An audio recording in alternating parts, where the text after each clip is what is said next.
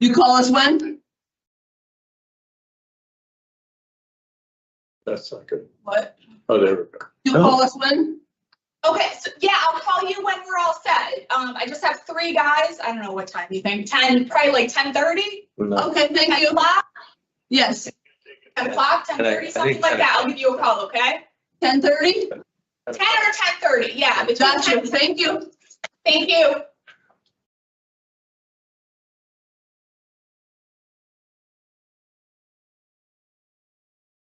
She said the first guy was gonna be about 10:30, because you gotta meet in Cheshire guys first. She got all in Cheshire. Yeah. Did that close? Did that close? Let's see. Cancel.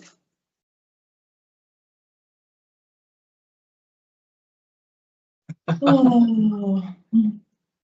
Hang up the phone, there we go. There it is. There it is.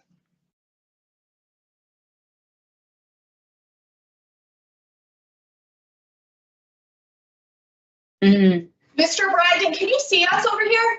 Yeah, I can see you and I can hear you. Perfect. We'll be starting shortly. Thank you. Good morning, everybody. Morning.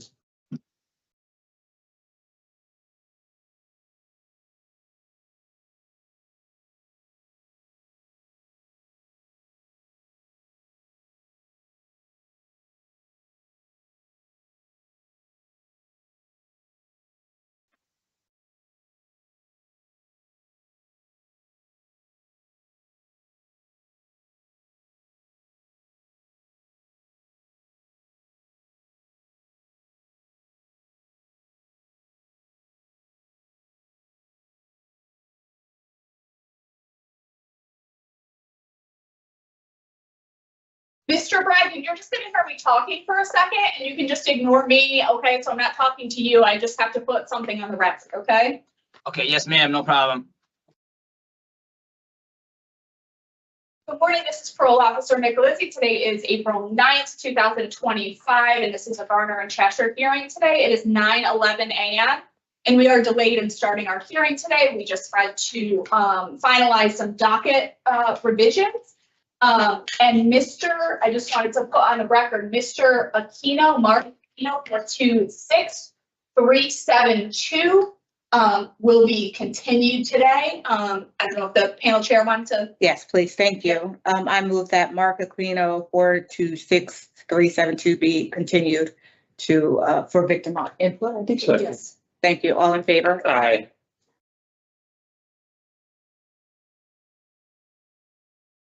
We all set to start with Brad? Yes, All thank right, you. perfect.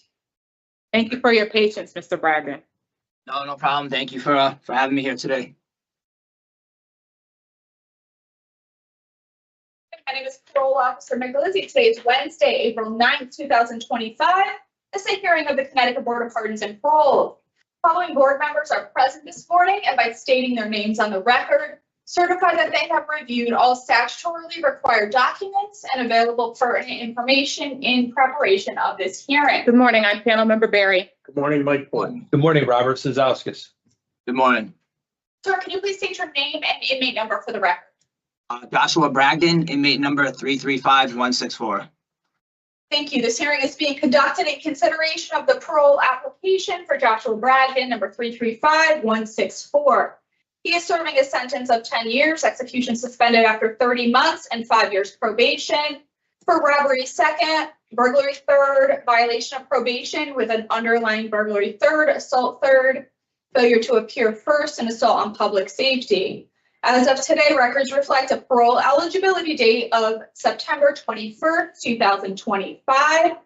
There is no victim input in this case. There is an offender accountability plan for the offender. It has been reviewed and shows that the offender has completed Tier 2. Utilizing the statewide collaborative offender risk evaluation system, the offender's overall score falls within the high range for risk for recidivism. Mr. Bragdon, this is your opportunity to express to the board why you believe you should be granted parole. You may begin, sir. Okay, so I wrote this about a month ago. Hello to everyone present today, and thank you for giving me this opportunity to speak. I've thought many times on what would be the right thing to say in front of all of you today, and if I'm honest, I'm a bit nervous, so please bear with me.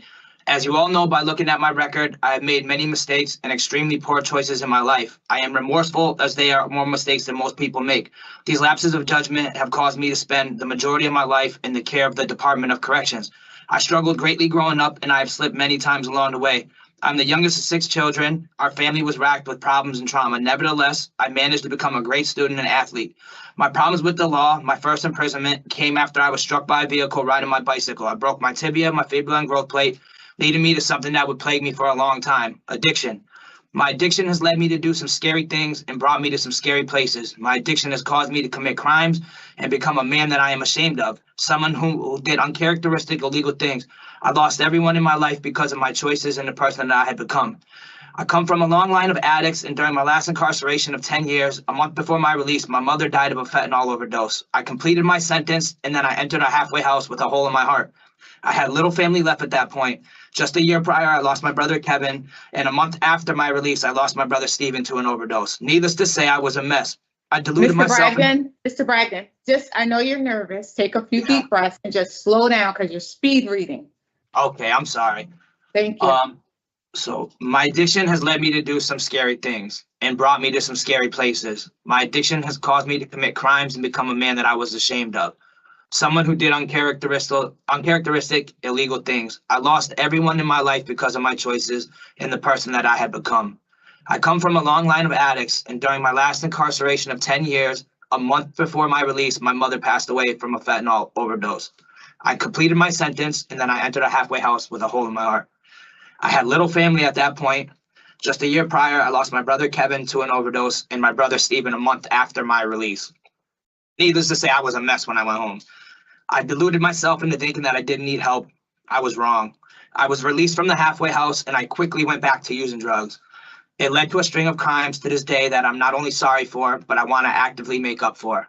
I have recently rekindled my relationship with my daughter, who today is 17 years old. She is my world, but I've been absent for most of her life. I'm not only guilty of my crimes, but I'm also guilty of being a bad son, a bad father, and I hurt those that needed my help the most.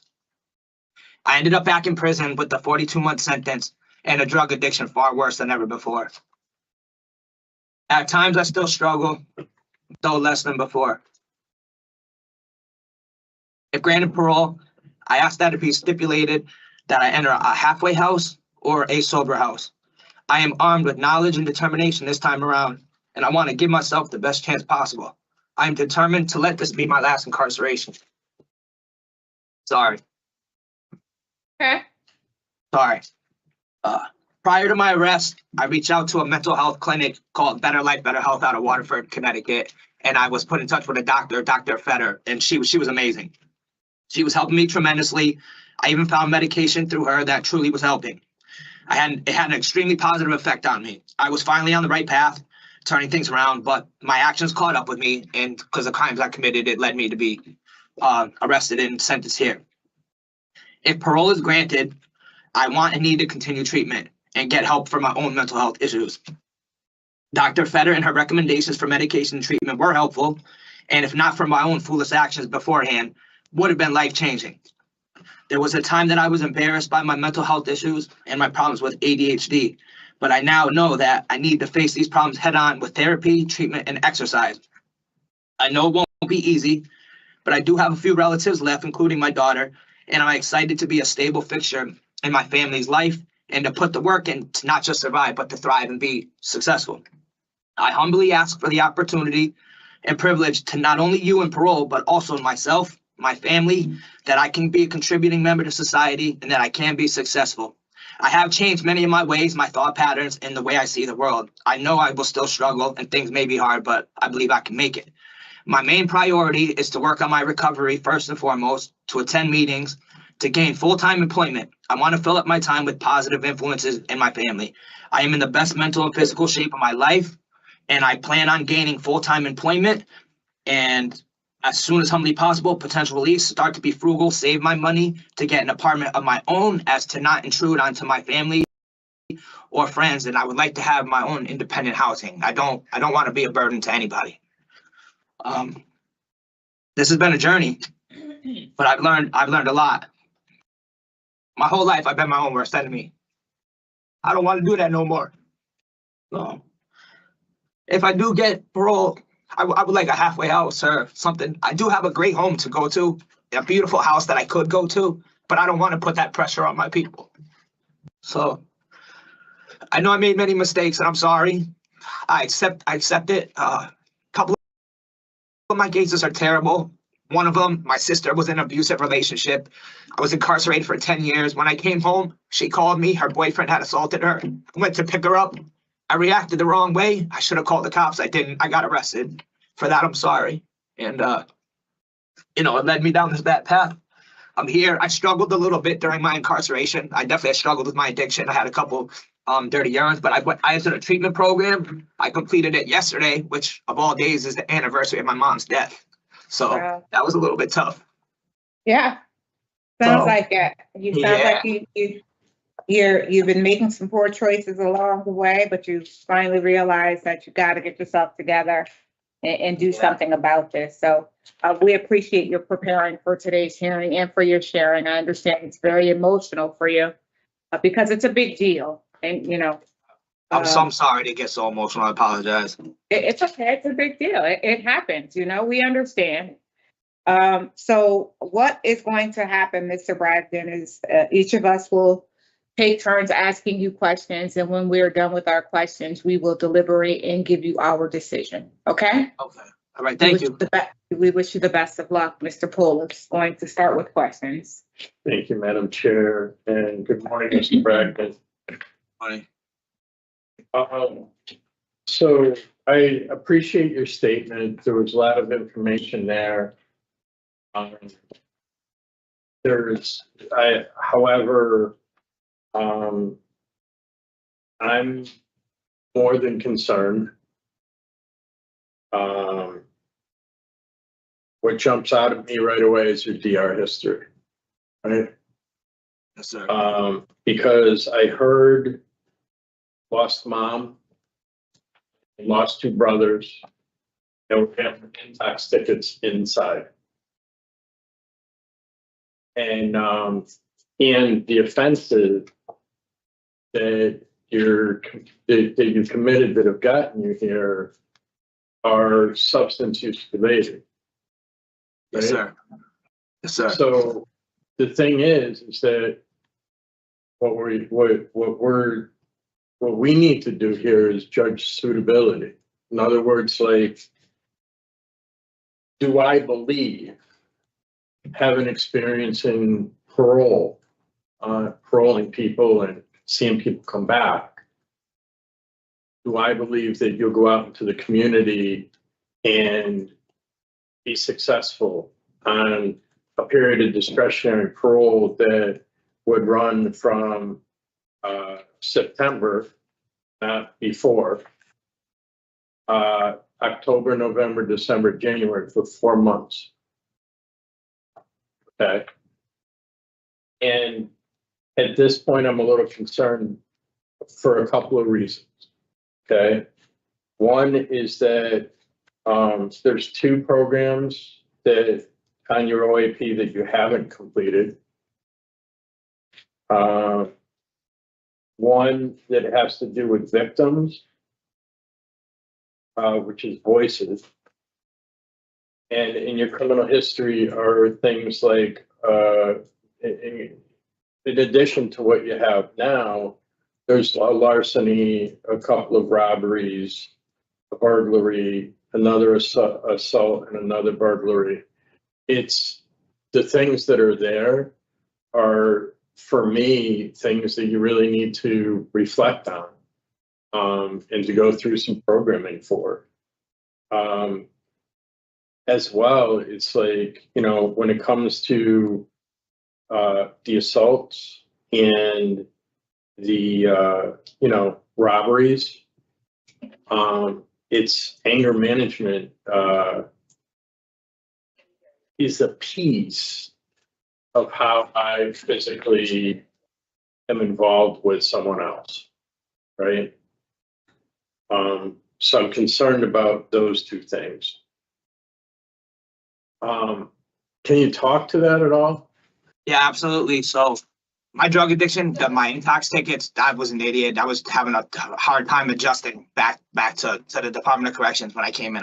I really was. And up until about a year ago, I really struggled. And, you know, during my incarceration, I had jobs, and as the Voices program, I think the main reason that I haven't been able to do that is because I've been transferred from facility to facility to facility so many times, from either like the levels raising or dropping, that I was never allowed the opportunity to do that. So as soon as I was allowed the opportunity to step into the Tier 2 program, I pushed for it and I completed it. I have my certificate here. I have all good and excellent. My progress report was great. You know, we got our certificates yesterday. So as to that, like, I'm really trying. I know it's not going to be easy, and I understand why you would feel that. You know, that's like, wait, my crimes have led me to look like a bad person, and I've committed. You know, I've stolen stuff to feed my habit over and over again. I've stolen from people that I cared about. I hurt a lot of people, and I don't want to do that. I want to work, and I have the ability to work. I'm in good physical shape. I believe I'm in good mental health shape. I don't want to go. I know it's a period of 4 months, and I would ask that 4 months, maybe a sober house or a program. I want to reacclimate myself back into it. When I went home. Previously, I went to the halfway house in Groton, and I did great to where they released me early because I was doing so good. And I think maybe that was a downfall on my part. I think maybe I wasn't ready at that point of time. And that's speaking to myself. Some people handle things a lot better. Some people handle grief a lot better. I didn't handle grief well at all. I blocked it out. I just didn't. I act like it wasn't there. So I started to get treatment at a clinic in Waterford, Connecticut. And I believe for myself, that's what I need. I believe if I do get granted, I believe I need to continue treatment with the therapist, and I would like a sober house or a halfway house. I don't want to just jump back into the world and put all of my pressure on the people that care about me the most, because they'll take me, then they'll with open arms. It's without a problem, but I don't want to put that burden on them. You know, so that's why I ask. I think that the 4-month period would be a good thing for me because it will help me acclimate instead of just, hey, hello, here I am, I'm back in the world. You know, I think it would be good for me. So there's that. So we talked about the tickets and the programs. The actual other problem that I see is just what you just said. Yeah, no, I get it. I get it. It can be scary. But here's the thing, right? Every addict I know wants to handle this themselves. Yeah. Oh, I know I can't handle it myself. Right. That's what I believe a program will help me tremendously. I don't believe I can handle it all on my own. I've tried, it hasn't worked. So I believe I've never been in a type of like that type of programming in the world to where it will actually help. Mr. Bragdon, hold on 1 second. Mr. Jesus, your microphone is unmuted. Board members, I didn't realize my microphone was on. It's okay. Go ahead, I apologize. So, have you ever heard of CCAR? No. Okay, I'm not. It's CCAR, and it's on your tablet. Okay. So that one is that regardless of what happens here today, you really need to look at that. Okay. Because a recovery coach in your situation would be very important to your successful reintegration. Absolutely. I think. Yep.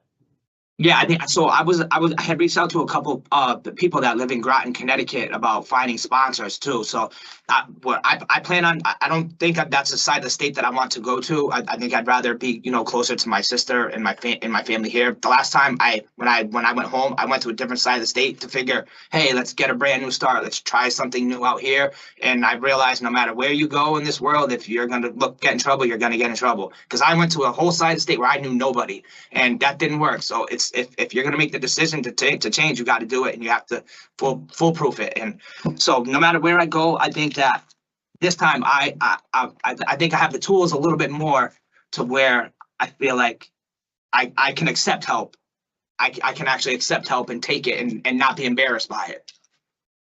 That's a really important thing.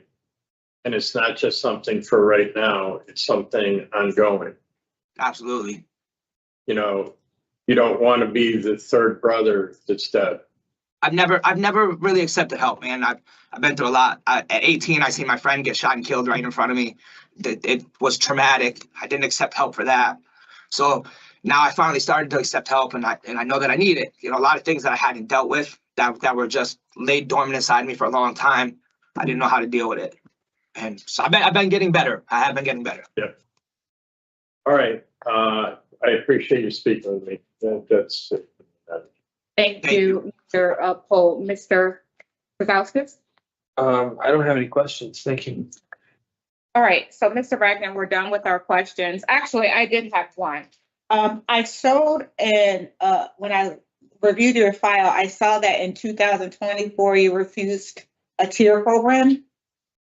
No, I never refused a tier program. Yeah, I would never refuse a program. I'd like to stay busy in here as much as possible. Oh, was refused housing Refuse housing. in Oh, 20? yes. So I was. No, it wasn't a DR. It was, Flagrant dispute, yeah, no, I did see that. Hold on, I'm in a different file. refuse housing, Give me 1 second. interfering with safety, security, pre-run tax, out of place in tax. So maybe I saw it in the RT screens. Could have been if he got moved. No, he got, yeah, it was RT screens. Hold on. As they transfer him from. Yep, Sun, RT. and then- It was, yeah. It was in the RTs. 1 second.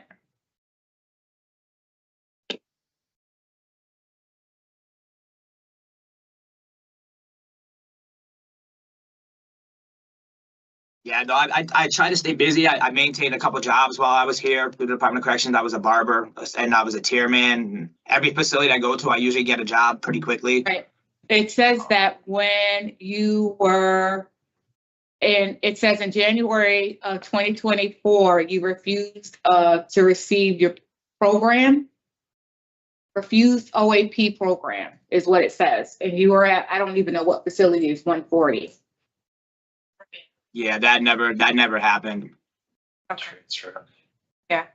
Okay, so give us a few minutes to talk about your case, sir, and we will deliberate and give you our decision, okay? Thank you. I appreciate it. Thank you. You can listen, but please don't interrupt. Okay, thank you. Mr. Poe? So, Madam Chair, during my discussion with Mr. Bragdon, you heard my concern. Mm-hmm. I have some more concerns. You know, it's, there's a lot of stuff here. There's a tier program. He's had 2 jobs. He has not completed voices for anger management. And he obviously wants to try to do better. Mm-hmm. And he's faced significant loss in his own personal life. However, with the institutional behavior, It's difficult to support it.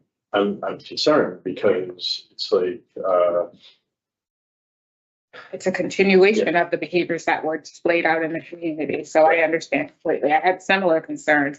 I mean, honestly, it does sound like he is beginning to get it. He's on the cusp of change. He understands what he needs to do. Now it's up to him to follow through with that. Unfortunately, he's burned so many, he failed so many other times, and having had similar programming and things of that nature doesn't really, make us feel comfortable that giving him another opportunity out in the community, he'd do better. So it's not to negate the process that he's made and that he's making. I just don't believe he's suitable either right now. So is that your position, Mr. Sadowski? How do you feel? So he sounds good today, so I don't want to discredit that like both of you have said. And I think he is on the right path. Yeah. He should continue that. For me, you look at these crimes, there's a lot of violence involved in some of these things here. And so this is just a public safety issue. And I just don't think he's at the point where he's ready yet for me to determine that he's suitable today. So we've talked, and you've talked to him about his disciplinary infractions. That's the primary reason. What other reasons? It's on probation when it's I happened. had that as well, that he was on probation when he committed the offense. Anything else? or so criminal history Okay. is an issue because of the violence that's there and not having any kind of programming this time to mitigate. Okay, so we're ready with our official decision with regard to Joshua Bragdon, 335-164. There is a motion to deny his discretionary parole based on his poor institutional adjustment. He has 10 disciplinary infractions. His offense was committed while on probation, and his criminal history, which I show dates back to 2004. Is there anything else? Is there a second to the motion? All in favor? Okay. Okay, so Mr. Bragdon, we couldn't support your discretionary parole today, but you really do sound like you're making tremendous strides. Unfortunately, you know, it's up to you now. You do have the 5 years of probation to follow your sentence. You'll have to prove, you know, in that you really do mean what you say. Okay? Hey, absolutely. I understand. I respect you guys giving me the time today, and thank you for at least giving me the opportunity. I appreciate it. Please do Thank look you. up CCAR. Please do look up Absolutely. I'm CCAR. gonna check it out on the tablet as soon as I get back. Okay. Good luck, sir. Thank you, guys. Yep. This is a hearing for Joshua Bragdon, number 35164.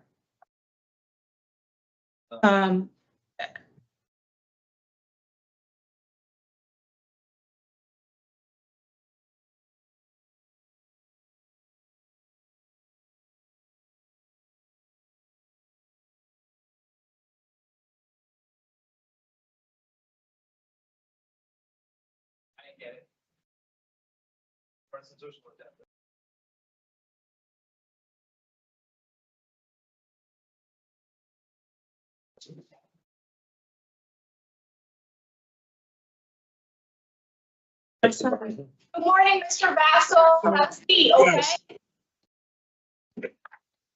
We'll be right with you.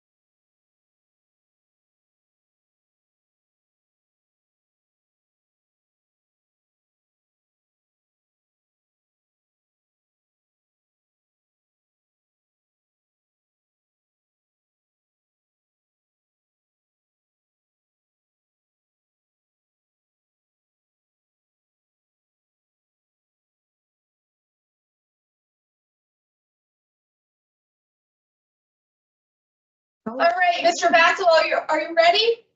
Yes, I am. All right, perfect.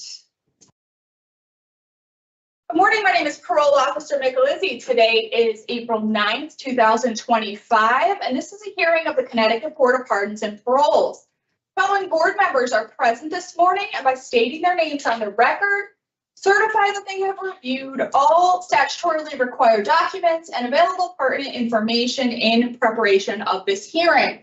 Good morning, I'm panel member Barry. Good morning, Mike Pohl. Good morning, Robert Sazowskis. Sir, can you please state your name and inmate number for the record? Andrew Vassell, inmate number 241345. Thank you. This hearing is being conducted in consideration of the parole application for Andrew Vassell, 241345. He is serving a sentence of 4.5 years, execution suspended after 42 months, and 911 days of probation. For criminal attempt at burglary third, violation of probation with an underlying attempt to commit burglary third. As of today, records reflect a parole eligibility date of August 13th of 2025. There is no victim input in this case. There is an offender accountability plan for this offender. It has been reviewed and shows that the offender has completed Tier 2 on 2 different occasions, voices, outside clearance worker, aftercare, and he attends JUMA services. Utilizing the statewide collaborative offender risk evaluation system, the offender's overall score falls within the high range risk for recidivism. Mr. Vassell, this is your opportunity to express to the board why you believe you should be granted parole. You may begin, sir. Good morning. Good morning. I think I should be granted parole. First of all, I want to take accountability for what I did. I don't minimize what I did. It was all on me. I know that being in here, I've changed, taking Tier 2 twice. I volunteered the second time to take Tier 2 because I knew I needed more help. And without that help, I feel that if I go back out there, I would think I would get hot and use drugs again. I have a history of drugs, crack cocaine, which I've been doing since I was 30 years old. And being in here, I've learned that there's other ways to maintain sobriety. There's other ways to do things other than getting high. When I'm not high or using drugs, I don't get in trouble. I work, go to school, take care of my kids. I would just like the opportunity to show that I can become a productive member of society, and that I know that once I'm out here, I need to structure as far as a sober house. I have a wife I've been married to almost 20 years. She supports me. My mother, she died in November. That was another one of my support groups, and my kids. My son is 18. You know, he asked me, Dad, can you see me graduate this year? And I'm like, it's all up to parole. They have control of that. You know, I'm ready to go to move on with my life. I'm ready to show that I can be a productive member of society. And I know that if granted parole today, which I know is a privilege, and if I'm granted, I will appreciate it very much. But granted parole and given the opportunity to get out into the structured environment of a sober house, I will successfully complete parole, and I will my life will be better. So I'm going to stop you because you're repeating yourself, sir. Okay. I'm just nervous, right? No, I understand this is a big deal, and it sounds like you really have taken some time to work on yourself, and this is a big deal for you. You have a lot riding on this. Give me 2 seconds, okay? And sure. I will start with questions. I just want to clarify. It's bad.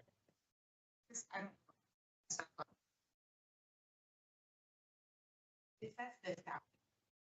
Yep. See.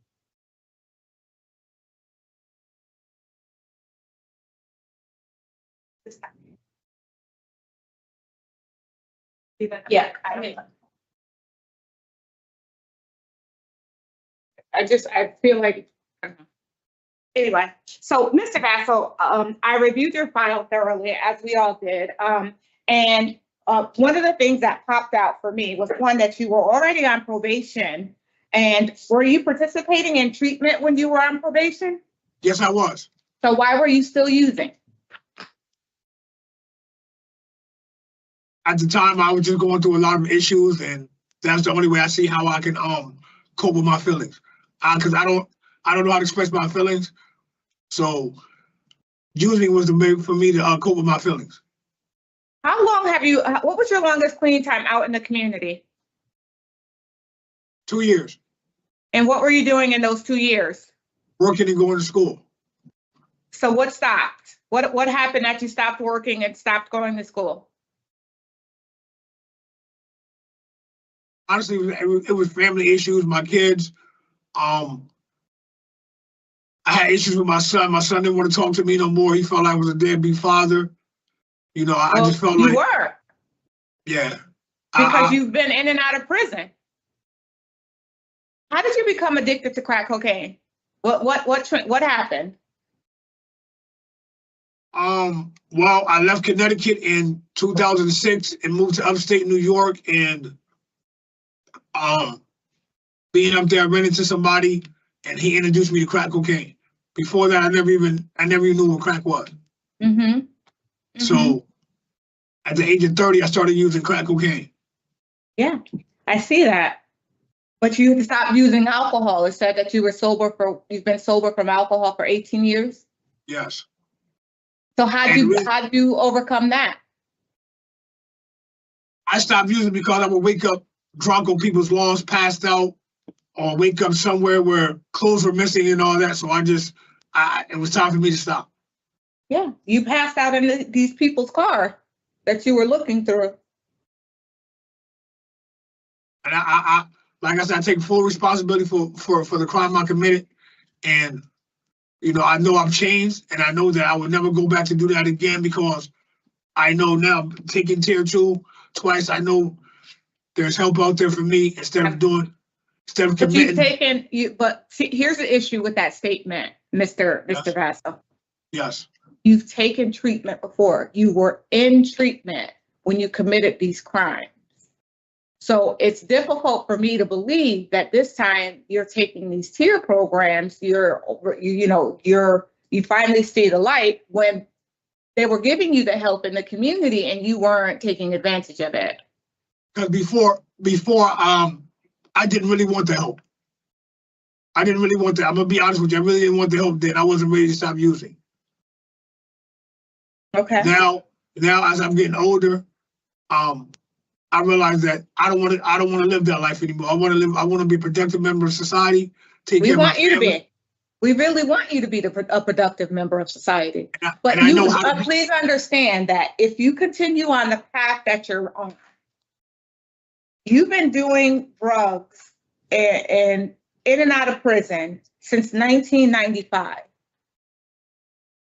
How much longer do you think that your body's going to be able to handle you're putting all this poison in it until you die? I've realized that, and I've made a decision with myself. I don't want to die from using drugs. If I die, I want to be from old age. Well, you have to start with not putting poison in your body. The way I see it, it's two outcomes when you start trying to support your drug addiction. One, you come back to prison and you're serving life in installment. Come in, go out. Come in, you go out. You come right back in. It's that same cycle.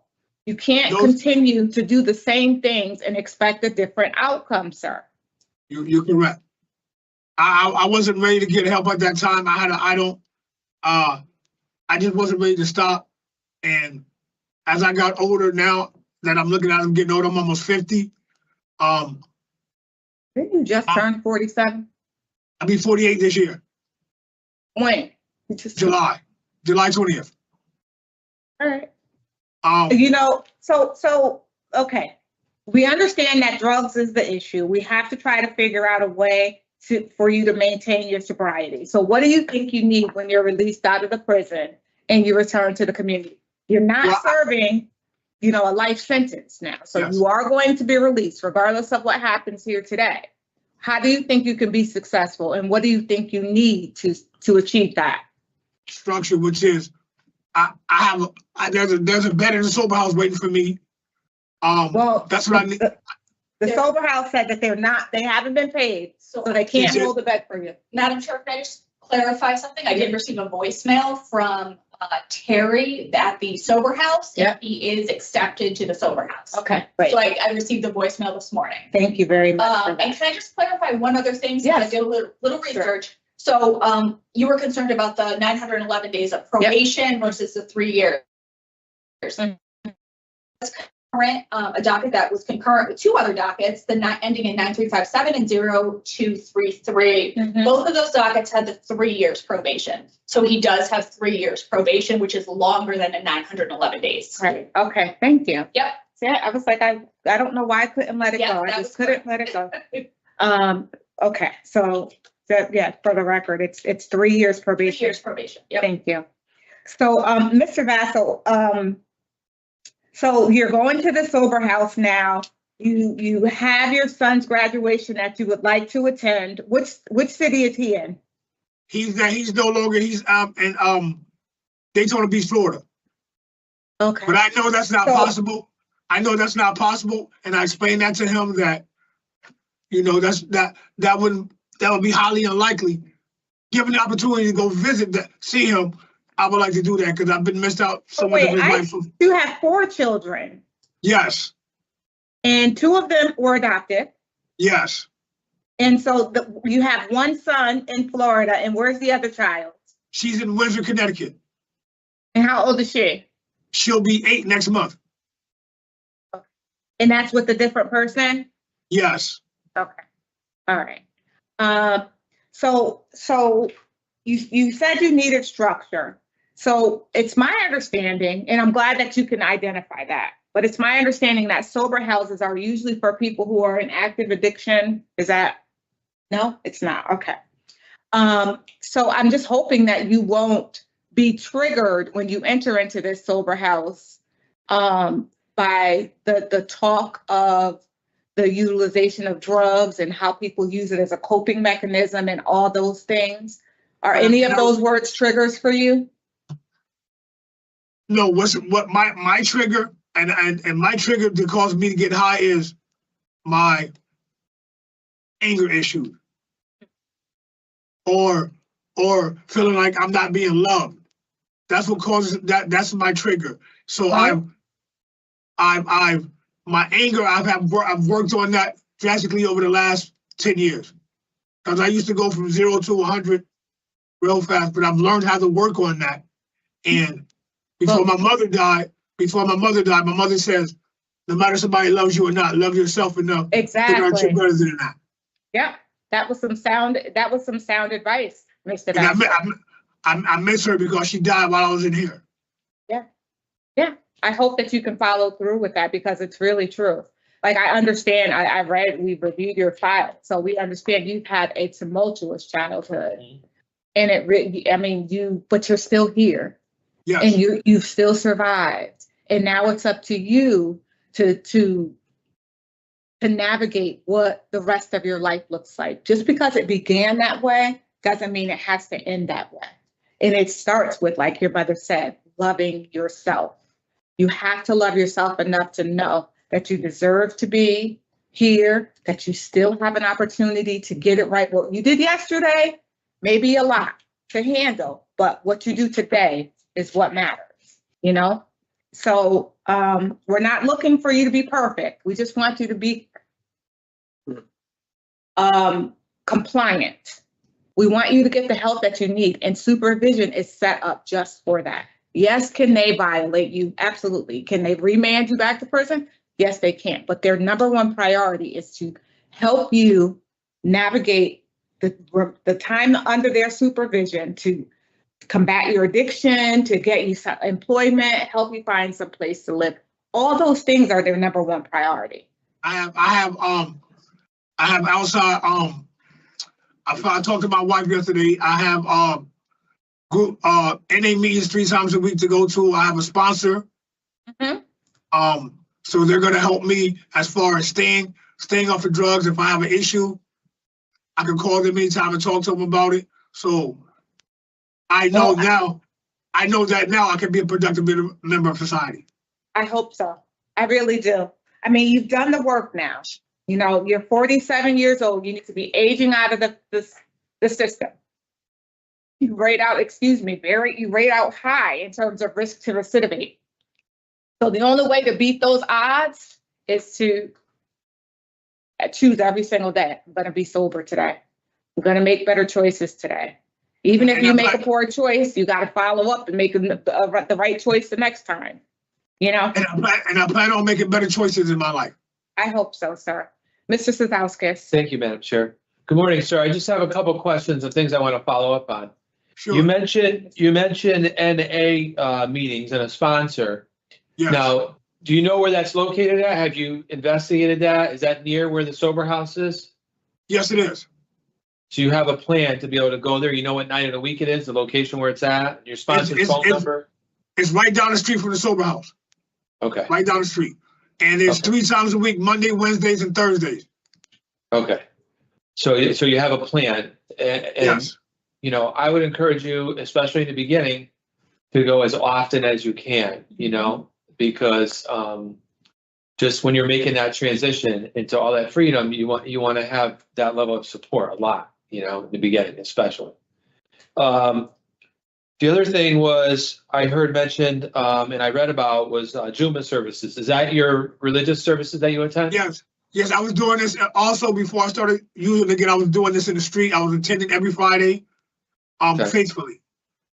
Do you think that helps you with your recovery? Are there people there, positive people there that help you? It helps me a lot. It helps me a lot. It's one of the things that I rely on when I'm in a bad mood now or something no goes right. That's what I rely on. I also call those people and they give me positive advice on how to deal with things differently. Okay, so the reason why I asked about that, because that's just another area of support for you, just like NA. So do you know where you can go for those services in the community near your sober house? Yes. And you I've have been there. people, Yes, I've been there. that you know. There's people that will pick me up every Friday and bring me there and bring me back. Okay, and you have their phone numbers, you can call them, and you start having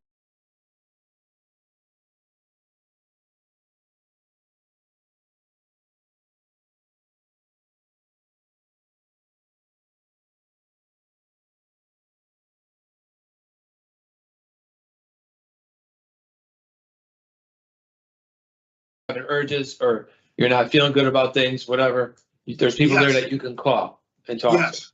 Yes. Okay. And then the last thing I wanted to talk about is another support system. You mentioned your wife of 20 Yes. years. Well, what's that relationship like now?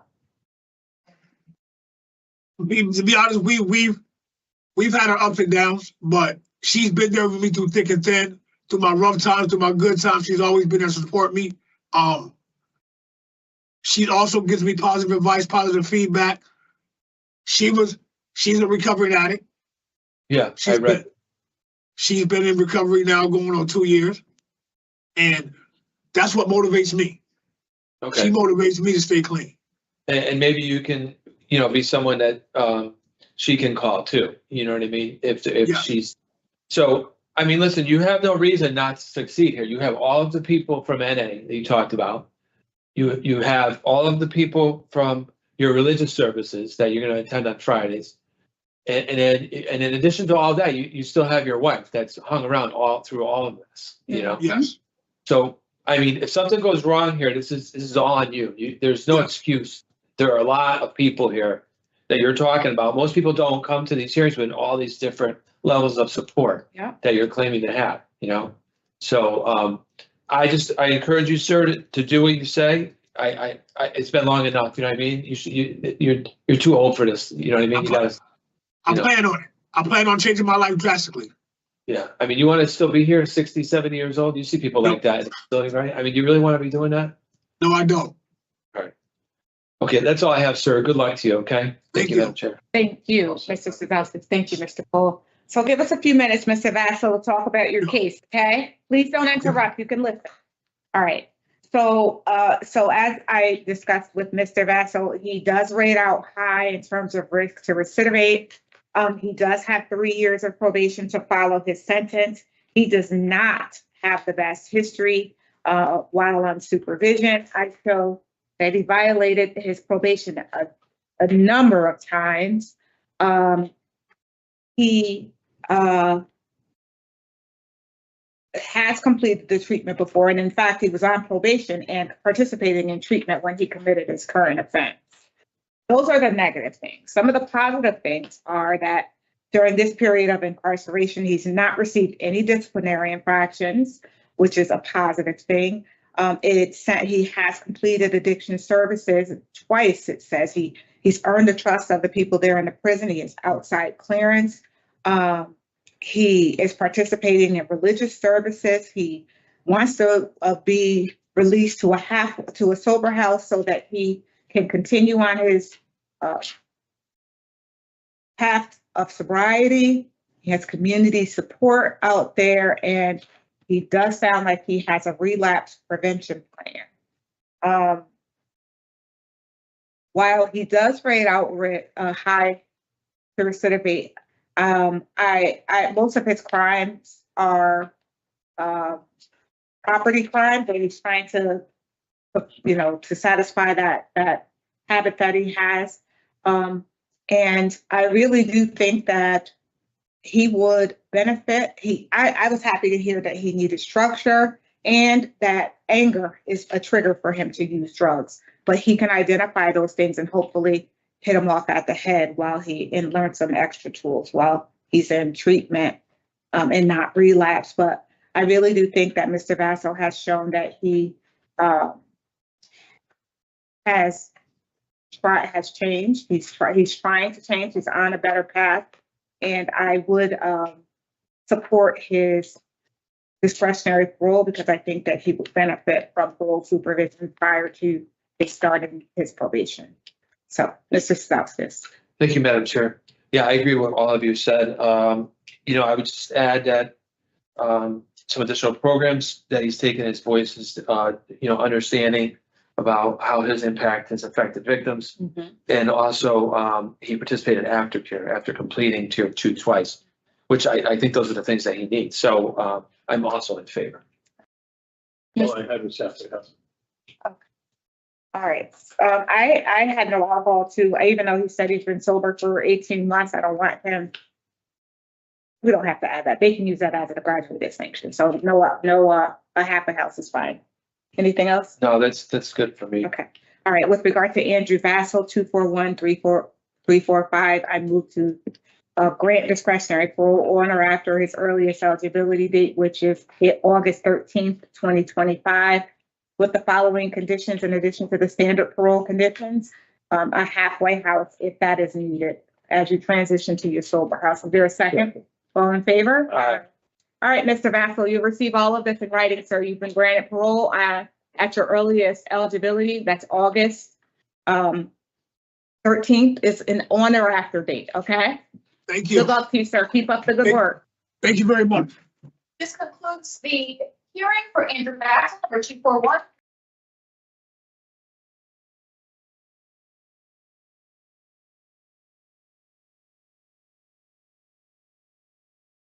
Three, four, five.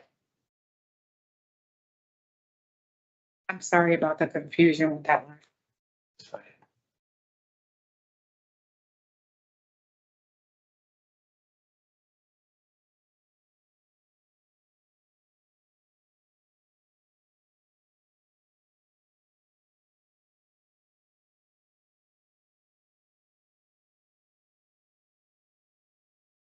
So I have on here too, Aquino got canceled for tonight, for the Yes. list? Yeah, Okay, perfect. Aquino is canceled, and this is Barnhill, correct? Yes, so And then after we're gonna take a Barnhill, short break after Barnhill, I have to go to Garner, and then I'll be back. okay, what do you guess, about an hour in between? Between, what do you think, hour and a half? Hour and a half? Yeah. Hour and a half, probably. Hour and a half, okay, then after Yeah. he's done an hour and a half, I'll get the other guys down. Awesome, thank you, I appreciate it. Thank you, yep. Mr. Barnhill will be right with you, okay? What do you have for?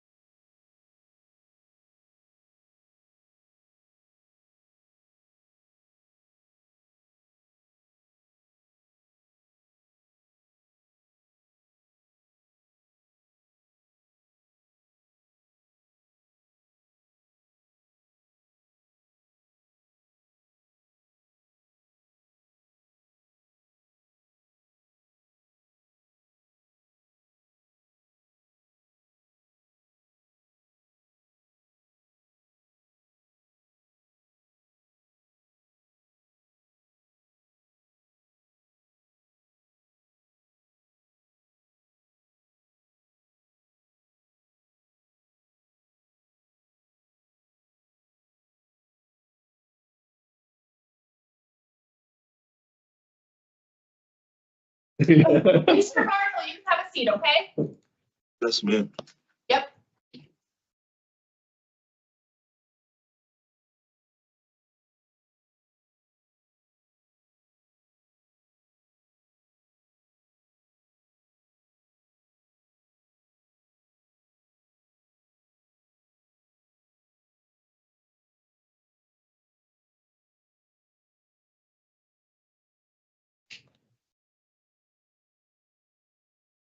Good morning. My name is Parole Officer Michelizzi. Today is April 9th, 2025, and this is a hearing of the Connecticut Board of Parole and Parole. The following board members are present this morning and by stating their names on the record, certify that they have reviewed all statutorily required documents and available pertinent information in preparation for this hearing. Good morning, I'm panel member Barry. Morning, Mike Cole. Good morning, Robert Sazauskas. Sir, can you state your name and IP number for the record? Kenneth.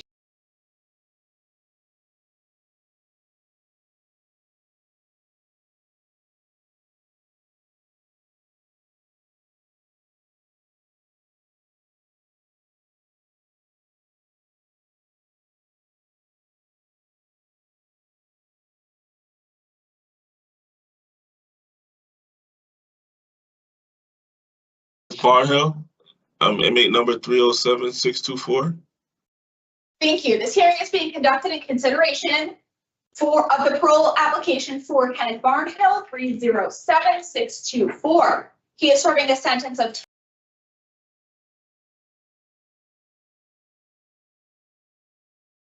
10 years, execution suspended after 2.5 years, and 3 years probation for sales, violation of probation with an underlined sales.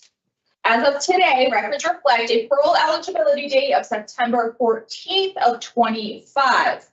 There is no victim input in this case. There is an offender accountability plan for the offender. It has been reviewed and shows that the offender has completed tier 2, voices, aftercare, and he is an outside clearance worker. Utilizing this statewide collaborative offender risk evaluation system, the offender's overall score falls within the high range risk for recidivism. Mr. Barnhill, this is your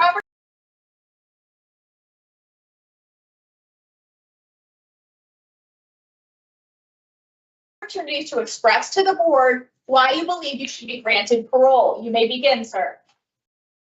Dear members of Parole Board, first and foremost, I would like to thank you for this opportunity today. I want to say I understand what landed me here today, and I take full responsibility for my terrible decisions. I want to apologize to any victims I may have in their family that I might have harmed due to my poor choices.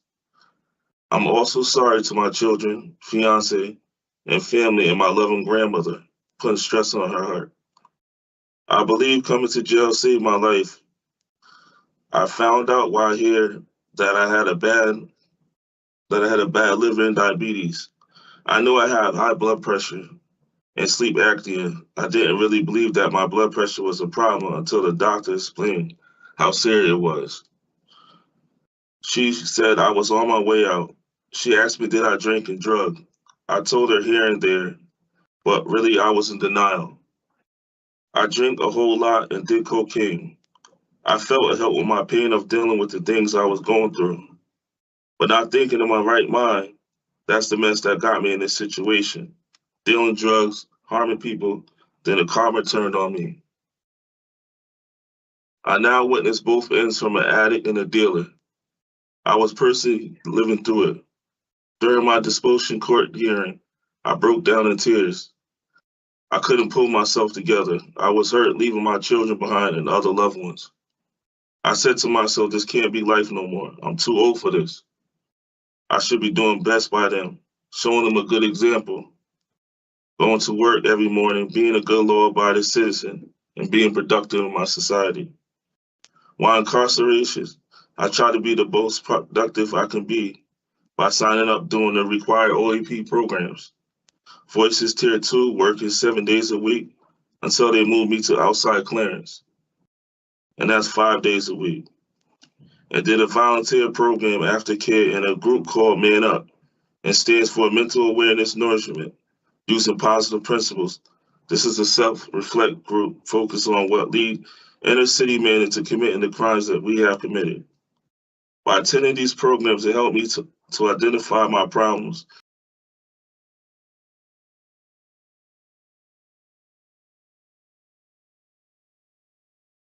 and to discover who I really was, so I could become a better and stronger person. By listening and sharing at these meetings, it let me know I wasn't alone, that it's possible to live sober in a normal life. I look at my cousin that came home for 28 years in prison, been home 3 years, life changed, turned around to a great direction, a boss at his job, and process of buying a home and got excellent credit. Just got a grant to own a sober house, gives back to the community on a daily basis. That shows me it's possible for a convict to change his life. He's a living proof. I want the people to see and say the change in me. Maybe I could touch their lives. I don't want to die now. I want to die at a very old age, not from drugs or someone killing me in the streets, or keep repeating jail at my age. It gets embarrassing. I know I'm going to have to keep God in my life because I know the devil's going to come and test me. It's not going to be easy, but the good Lord has not failed me yet. He kept me for a reason. I'm a living testimony, my grandmother tells me. My mother also, struggled with drug habits for years since I was a young child. She almost died a few times. She smoked so long that her lungs and her heart is bad. She has COPD.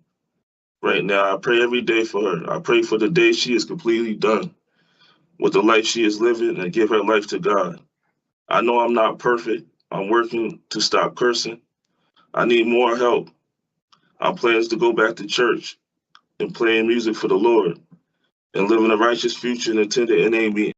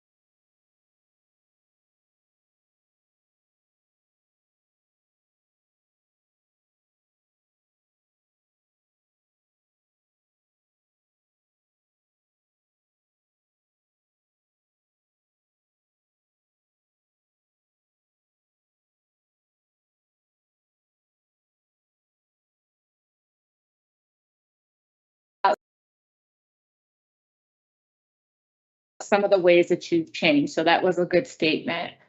So what's going to happen now is that we are each going to take turns asking questions. And when we're done with our questions, we'll deliberate and then give you our decision. Okay? Yes. Best of luck to you, sir. Mr. Suzauskas is going to start the questioning. Okay? Thank you, Madam Chair. Good morning, sir. Good morning, sir. That was a really good job on your opening statement. You touched on a lot of the things that I'm going to talk about, so we may repeat some of those things and dive deeper into some of those things that you talked about.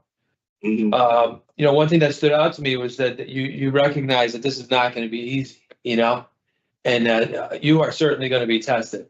You understand that? Yes. Back out in the community. You have to be prepared for that and have things in place so when that happens, that you can come out on the other side in a positive place and not back here, Yes, so it sounds to me like from what you said, without even being prompted, that you're understanding that those things are going to happen and that you want to be ready for that, so that's a good start. Your statement was good. I have some questions for you. looking back at this incident with the search warrant, when they came to the house, sounded chaotic, a lot of stuff happening. I can only envision what that's like, right? It sounds like you were probably surprised at what was going on, and there were people running and things happening. From what I read in the documents, you say that at that time, that day, you were high on cocaine and marijuana. Do you remember that? Yes. Were you drinking Yes, that sir. day? Do you remember alcohol being involved in that situation? Yeah, earlier, because I just came from the casino. So, you talked about that in your opening statement, that you're combining a lot of different drugs here. In addition to that, you have some medical problems. It's just a recipe for disaster, So I didn't read in there that you had been drinking, but, I did talk about cocaine and marijuana, and I wanted to learn more about the drinking part of it. And so you were at the casino earlier and then stopped at this house. Yeah, I was there all day. I just got there. I was at the house about probably like 20 minutes. Okay. All right. So, you brought up the casino because that, when I'm reading through these documents, that's another concern for me that you didn't really talk about a lot in your opening statement is the gambling, and not just at the casino, but online. And it's a distraction from your recovery, from your work, from your family, all of those things. So, Yes. do you think gambling played a part in your selling drugs in addition to working? Was gambling part of what was going on? Yeah, I did gamble. I did have a little problem. Do you think that you would be selling drugs if you were not gambling? I'm trying to word it that way, I guess. Because you were working, right? You had a good job, right? Well, what was the need to sell drugs? I'm trying to follow that, Support my habit and, just to make extra money. And I felt that. You think that gambling losses contributed to the fact that you needed more money? Yeah, I was gambling. Yeah. I was gambling heavy. Yeah. I read. I had 3 rooms every night. I barely was around. I was like gambling. If I was gambling, I was at work and doing whatever else time I had on my free time. So what's your plan you talked about your recovery, and we're going to get into that a little bit more, but what's your plan about gambling when you get out? This is another area that it's going to lead you back to where you're at, Yeah, I don't play gambling. I don't plan on gambling. Some people can do it and not have a problem. I don't think that's the case for you with what you're describing. That includes lottery, scratch offs, online, your phone, all of that stuff. You have to, if you want to be successful, you need to focus on the stuff you said. The meetings, I plan on church. going back to church. Yeah. Yes. GED, focusing on your long-term plan to get a food truck. All those things are all positive things. Right. Heading down this road of gambling, for some people, they can do it, like I said. Right. For you, I really, sir, you really need to find a way, you know what I mean, to treat that just like the drug addiction. Think of it that way. You know what I mean? Because that opens the door for all this other stuff, Right. So you had this job. Have you talked to that? You don't have to say the name of the business. It's not important for this procedure, but have you talked to the people that you used to work with recently? Yeah, they hit me on my tablet, and I called them once in the blue job to talk to one of the co-workers.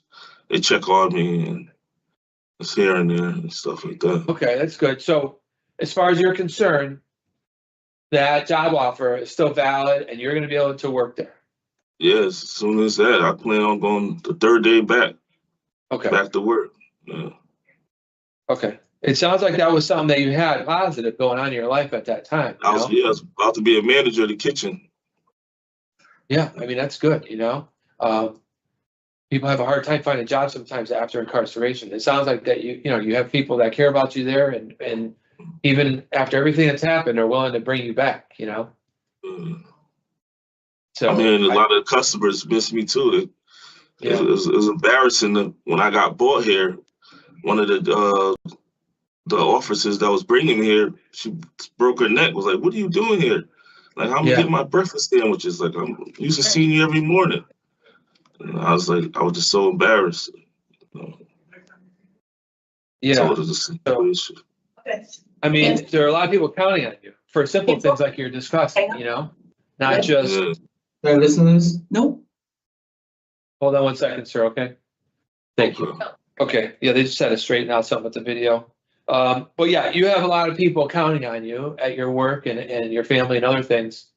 So, it's important, you live up to what you're saying, that all these things that you talked about in your opening statement. How do you think you've changed since you've been incarcerated? I understand, it sounds like you started making some changes before. It sounded like you started making some changes before you even came in, right? It's not from what the judge and the Yes, sir. prosecutor were saying. But Yes. since you've been incarcerated, you've taken some programs and things. How do you feel like you're different now from when you started? I feel like my patience is there more. I gained a lot of strength. Meeting other people, I learned more knowledge on business. Like I was talking to this one fella, he just left, and he put me on even small investments. I didn't know. He said about trailer homes.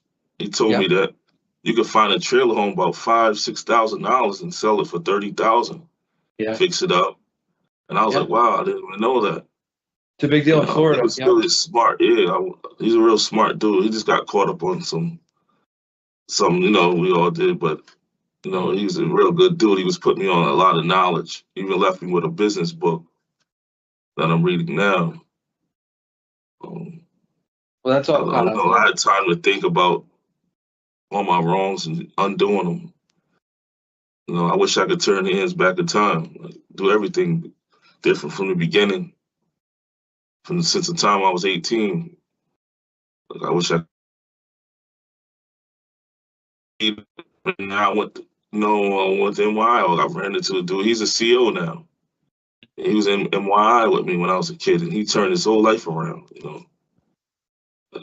I just want an opportunity to do the same. I know it's not too late. It's definitely not too late, sir. You're still very young, and you talked about your relative. Did you say it was your cousin? Yes. And, he did 28 years in jail. Yeah. He's a boss at his job. Yes, and he's got his act together. You have not been incarcerated that long. There's no reason why you can't do what he's doing. You know what I mean? Yeah. That's up to you. You took Tier 2, right? Addiction Services Program. How do you think that helped you? It helped me a lot. It made me gain knowledge and strength. Other ways to help with my sobriety. Taught me other things, things I was mostly already knew, but it was like good to hear from other people's, point of views on it, how they cope with their sobriety. Taught me a lot. Really strengthened my recovery. So talking about recovery, like what's your plan for when you go back to remain sober? I heard you talk about, did you mention something about NA? Yeah, I want to go to NA meetings, continue to work out. Things I wasn't doing before, play with my little kids. I play with them, but I want to be around them more. I play get tighter with my oldest son. He's about to graduate. He's been keeping in touch with me. Good.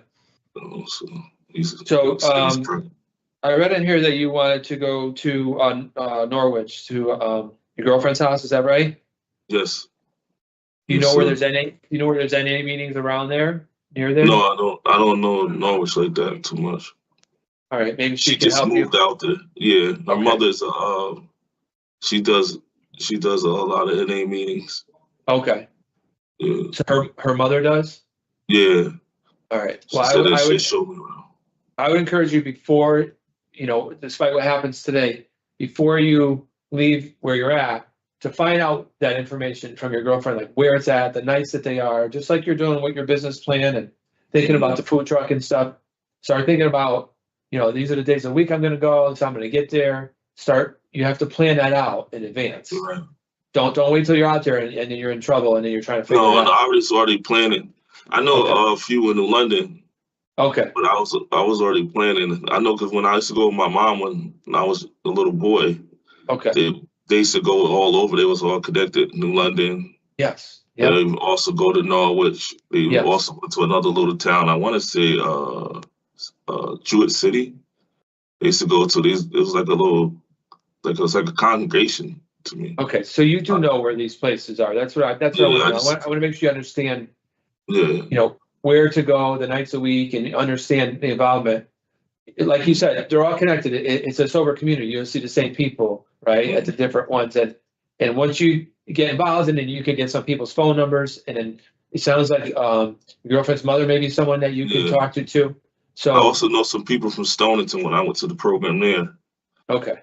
So I know a few people. You need to have people that you can call. You need to have people that you can call. So like you said in your opening statement, when the devil decides to come and test you, you need to have somebody that you have on your phone you can call, that you trust, and you can talk like to Donnie about. Rose from Stonington, he keep in touch with me sometimes.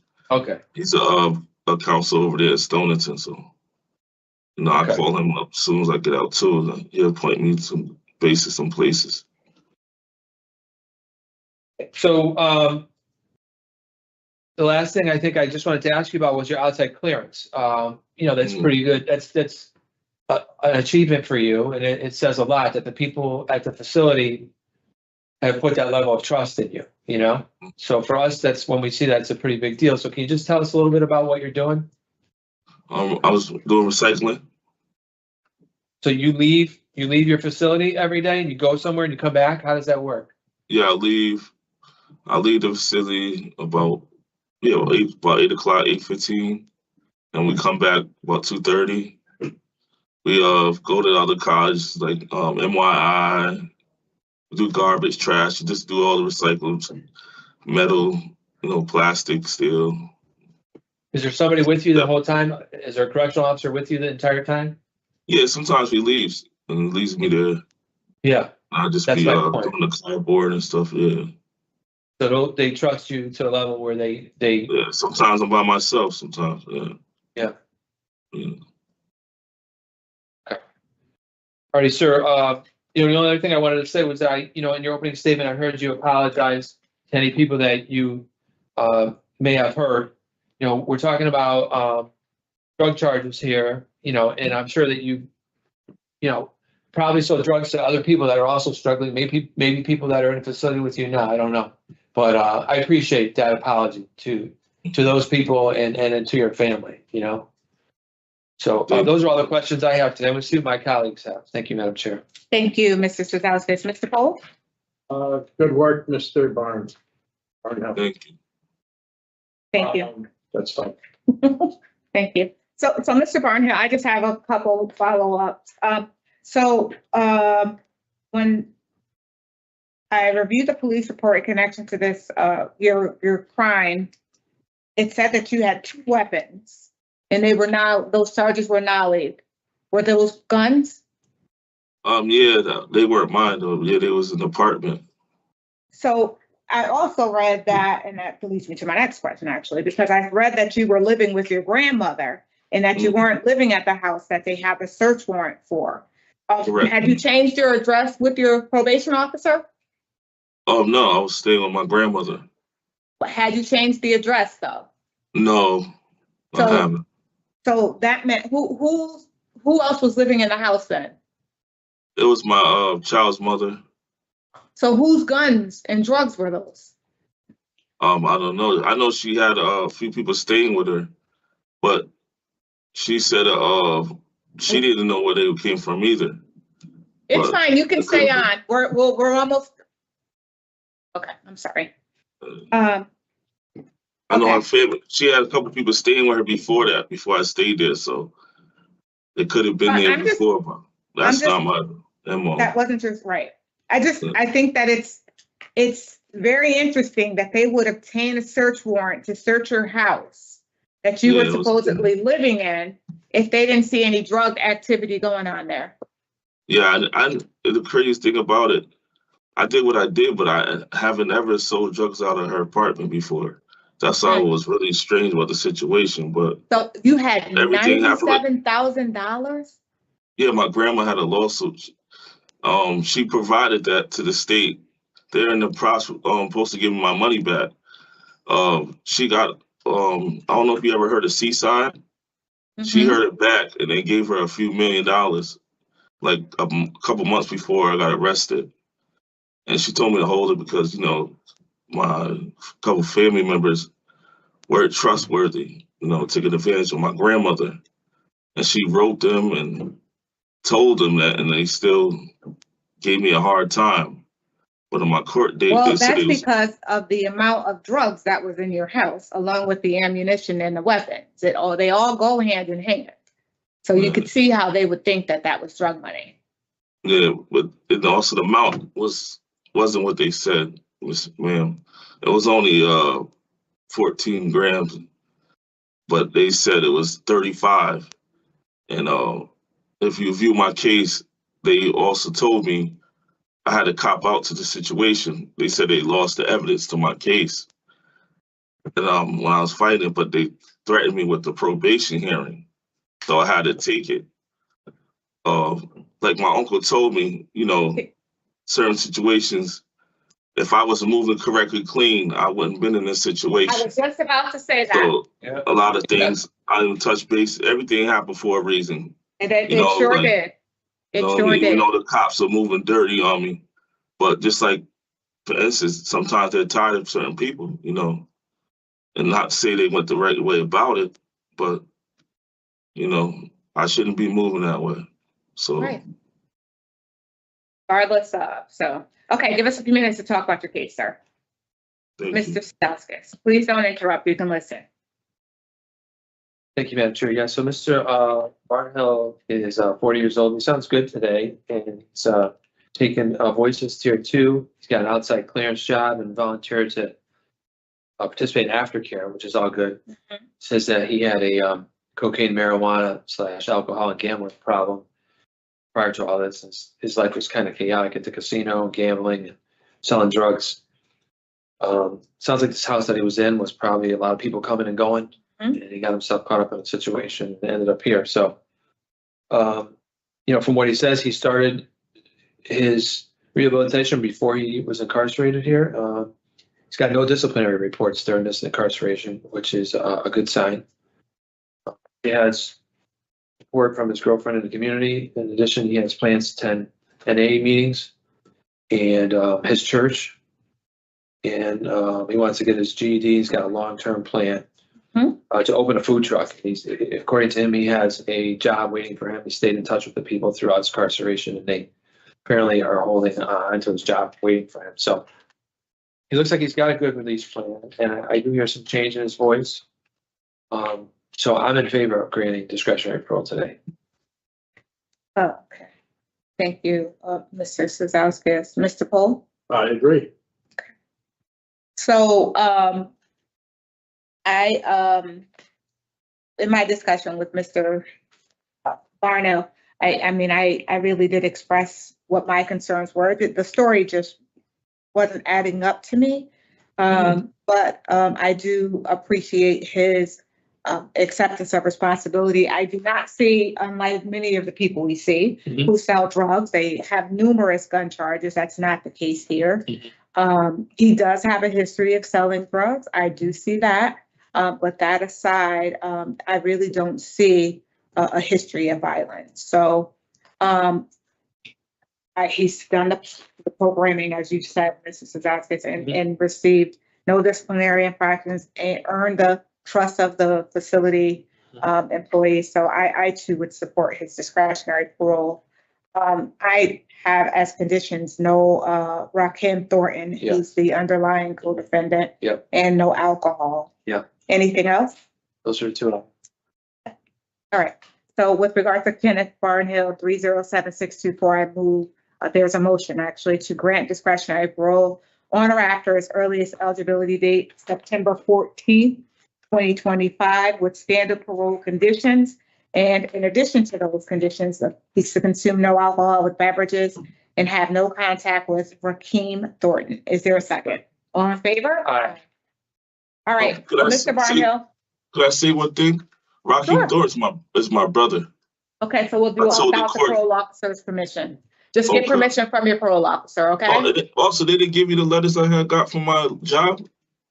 They sent, We did receive, yes, we did receive Okay. letters of support and that. And so, okay. yeah, we did. I apologize. I did note that, on my Okay. paper, but. All right, so this concludes the hearing for Kenneth Barnhill, number 307624. You're all set. Congratulations, sir. Thank you. Yes. God bless you guys. Yeah, good luck. Garner, so much. we're waiting for you, Garner. Garner. Thank you. Hopefully y'all come soon. I'll see my restaurant. Okay. Awesome. Is your mic All on? right. Well, Yeah, we're all set for Garner. Thank you. Yes, thank you. Mr. That is Mr. Lewis, correct? Yes, We'll be right with you, okay, sir? okay.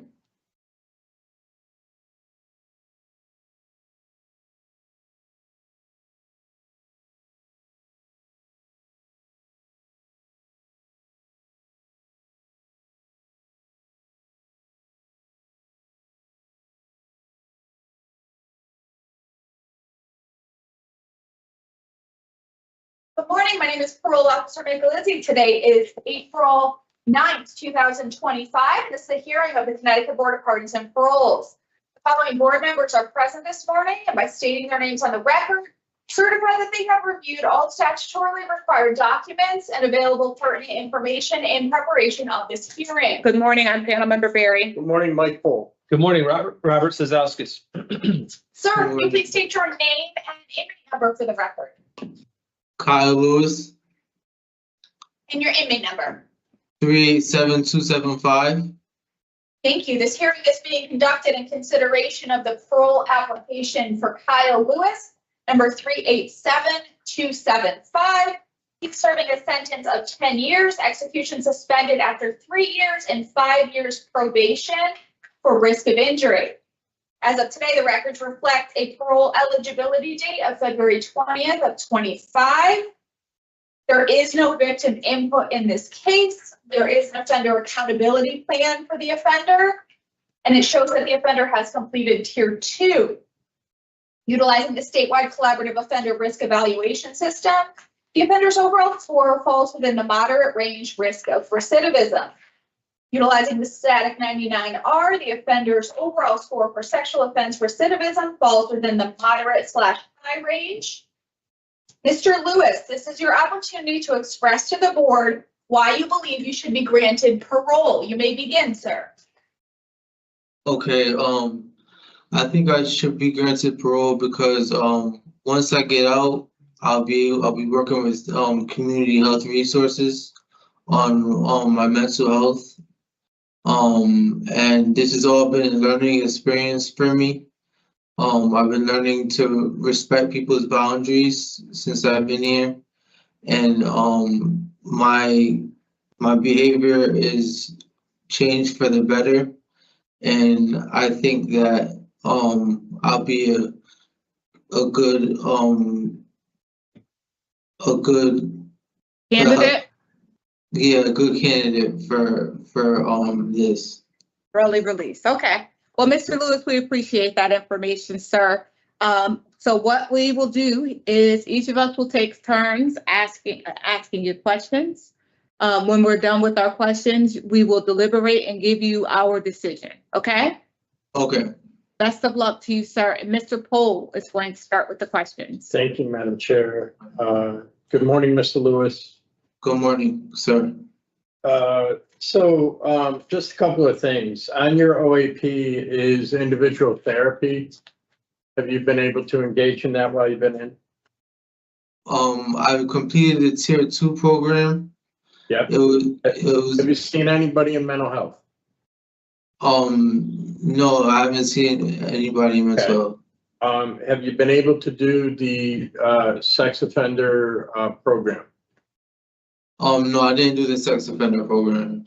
Okay, and then how about, it was called Good Intentions, Bad Choices. I think it's called New Thoughts. Now, have you been able to do that?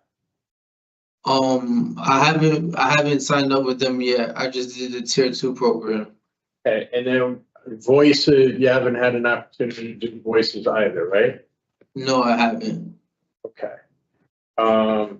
So based upon, based upon the offense that you have,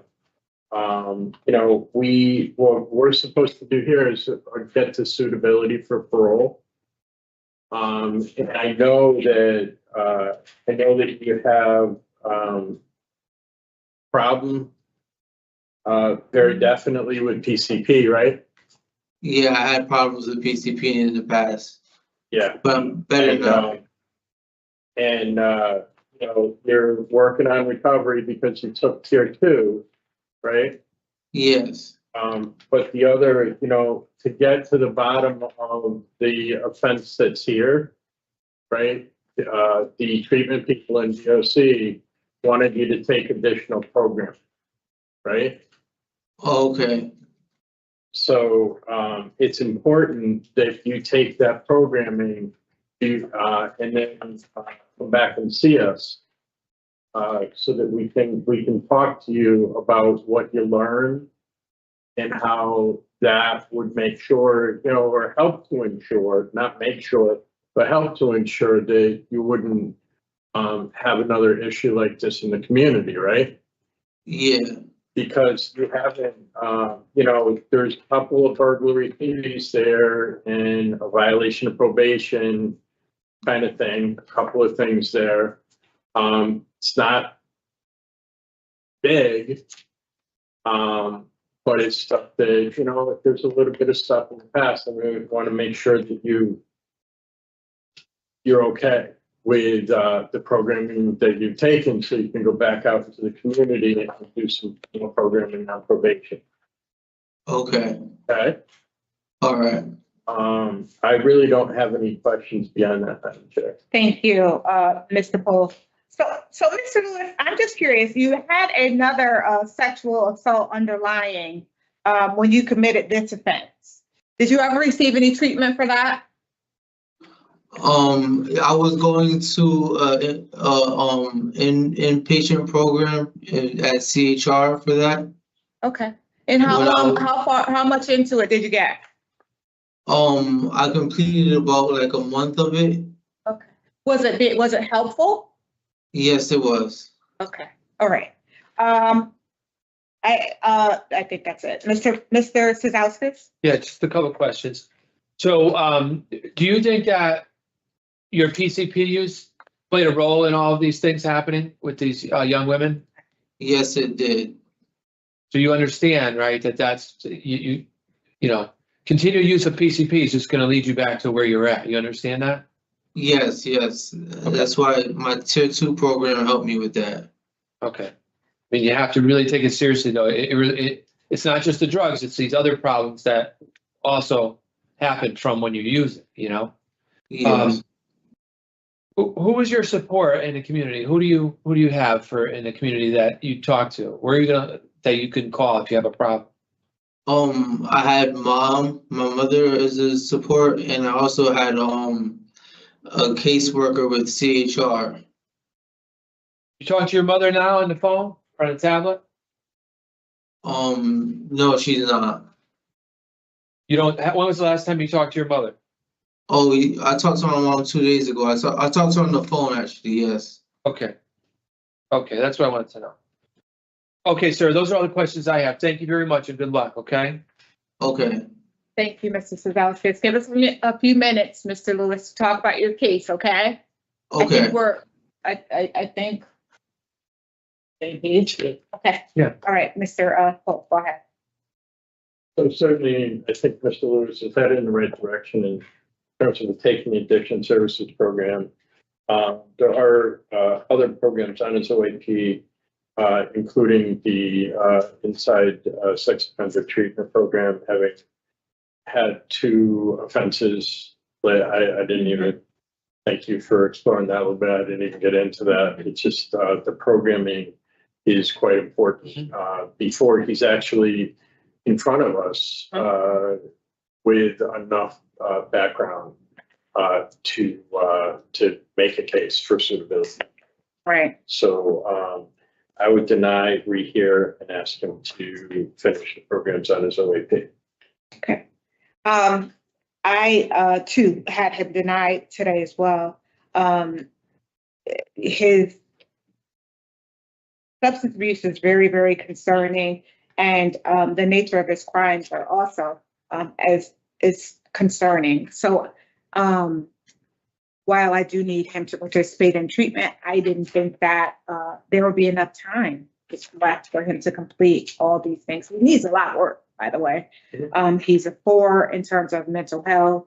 He has a lot of stuff going on. So I think that because he has supervision to follow as well, that that he would have enough time to do those things and then go out to probation. So I agree with the denial and your reasons. So what are your thoughts, Mr.? No, I agree with the both of you. You both make very good points. I do think a rehear date may provide some motivation Right? for him to complete the sex offender program, and I would like to see that done. Okay. Regardless, if he's suitable in the next hearing, I don't know. You know, he may not be. But you know, providing another date and say, you know, it may speed up the process and give him some motivation. You know, I need to get this done to give myself even a chance. So I don't know what day you're thinking about, but it's going to have to be some time because this is not a short program. You I know? was thinking January because his EOS is somewhere close to July right now. Right. They'll give him 6 months. You know, we give him, because he is looking for to have support. Yeah. Which would give him some kind of stability in the community and allow him to enter into treatment. I had December written down. I'm fine with January. You know, Okay. yeah, we're right in the same area. Yep. Okay, so the reasons for denial, we'll put inadequate program participation. We'll have them come back in January of 2026, having completed the sex offender treatment that's on his OAP, voices if possible, and new thoughts. Those are all on his OAP. So any other positive programs that he can get into. So with regards to Kyle Lewis, 387-275, there's a motion to deny discretionary parole today based on his inadequate program participation, but the board will give Mr. Lewis an opportunity to be heard in January of 2026, at which time he should have successfully completed the sex offender treatment program, voices and new thoughts if he can, any other positive programs. Is there a second? Second. All in favor? Okay. All right, Mr. Lewis, we're gonna give you another opportunity at discretionary parole, okay? Just go back and do your programs. We'll send you the stuff in writing and hopefully that'll help get you inside the programs, okay? Okay, Good luck to you, sir. thank you. Thank you. This concludes the hearing for Kyle Lewis, number 387-275. All right, you're all set, sir. And you just did adequate evidence for the change? Yeah. Okay.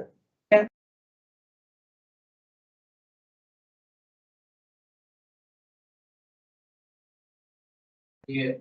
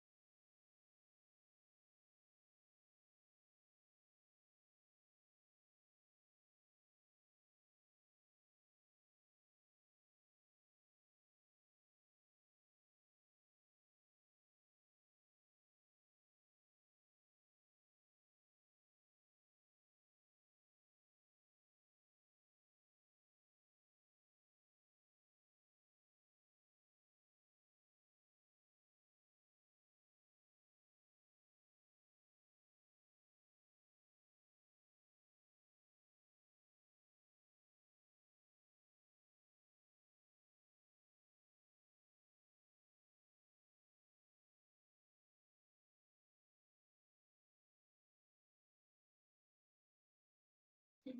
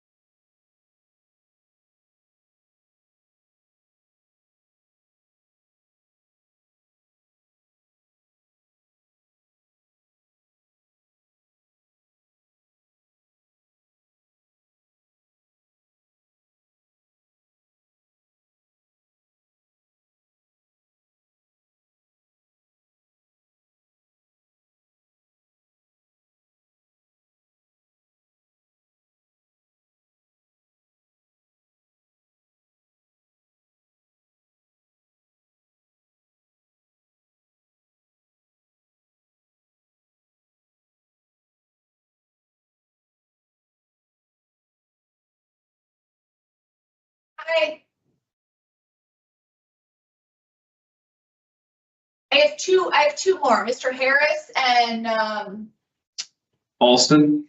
Alston, yes, correct. Yep, Harris is on his way down right now. So it should be Perfect, here. thank you so much. No problem, thank you. Yep.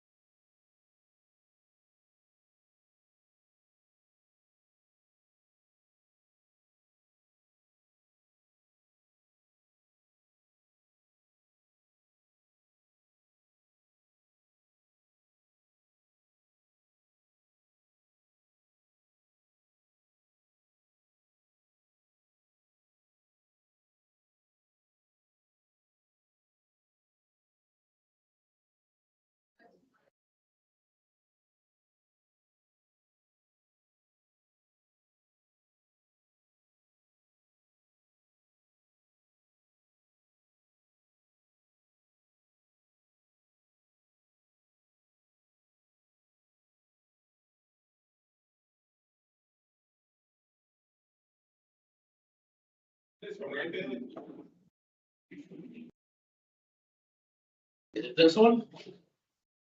Yeah. Yeah,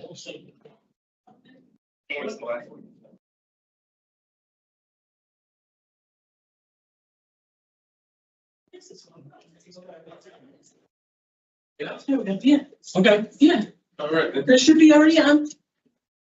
Hi, this is Harris. Hi, Mr. Harris, have a seat, okay? We'll be right with you. It's me, number. Thank you.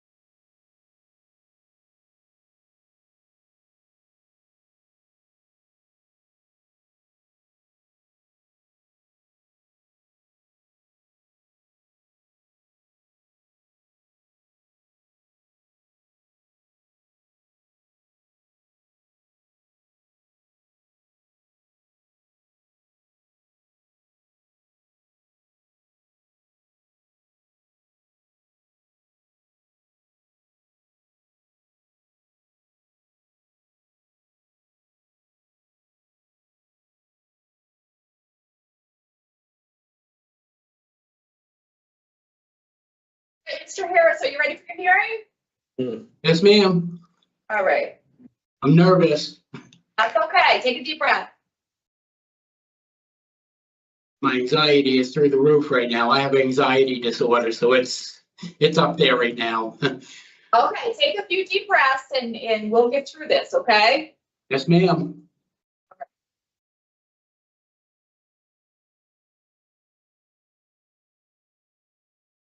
Good morning, my name is Parole Officer Nicolisi. Today is Wednesday, April 9th, 2025, and this is the hearing of the Connecticut Board of Pardons and Paroles. The following board members are present this morning and by stating their names on the record, certify that they have reviewed all statutorily required documents and available pertinent information in preparation of this hearing. Good morning, I'm Panel Member Barry. Morning, Mike Poole. Good morning, Robert Santos. Sir, can you please state your name and inmate number for the record? Chad Harris, 427-177.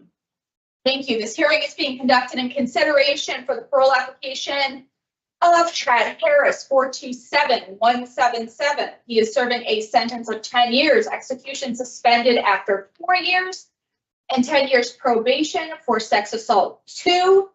As of today, records reflect a parole eligibility date of June 27th, 2025. There is victim input in this case. There is an offender accountability plan for the offender. It has been reviewed and shows that the offender has completed the following programs: alternatives to violence, school, and thresholds. Utilizing the statewide collaborative offender risk evaluation system, the offender's overall score falls within the low range risk for recidivism. Utilizing the static 99R, the offender's overall score for sexual offense recidivism falls within the low range. Mr. Harris, this is your opportunity to express to the board why you believe you should be granted parole. You may begin, sir.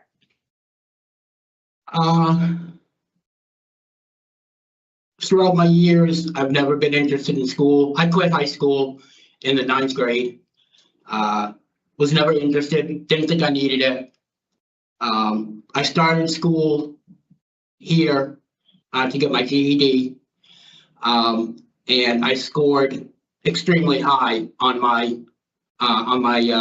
intake test, where I automatically was eligible to take 3 of the 4 tests automatically. I've taken one of those tests and I passed it. I'm currently studying for 2 others. I'm studying for math and science. And if I am granted parole or end of sentence, whichever, I'm going to continue this. I now want to complete this. I want to get my GED. I believe it will open more opportunities for me. For the past 27 years, all I've done is I've been a truck driver, a cross-country truck driver. And I believe having a GED will open more opportunities to me. Education is very important at this day and age. So I'm hoping to complete that. I have completed those 2 programs, thresholds and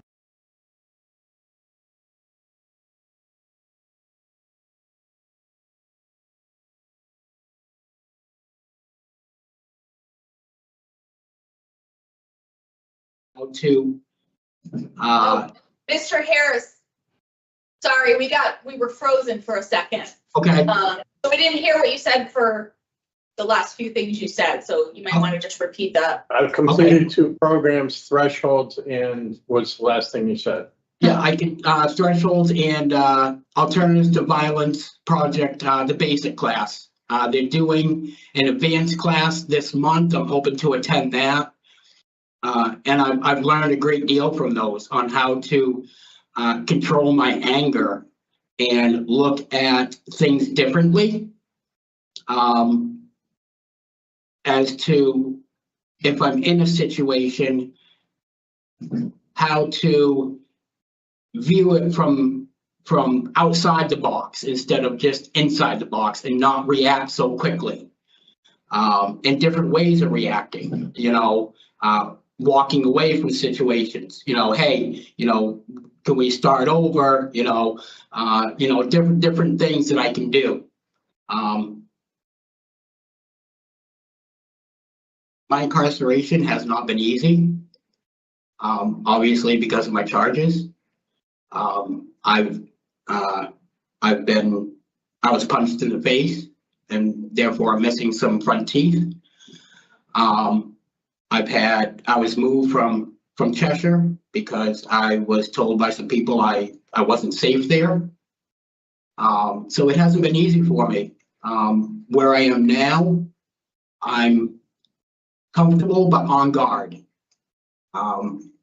So my plan for the outside is to continue my education. I'm really interested in the culinary project that they have here. I signed up for it.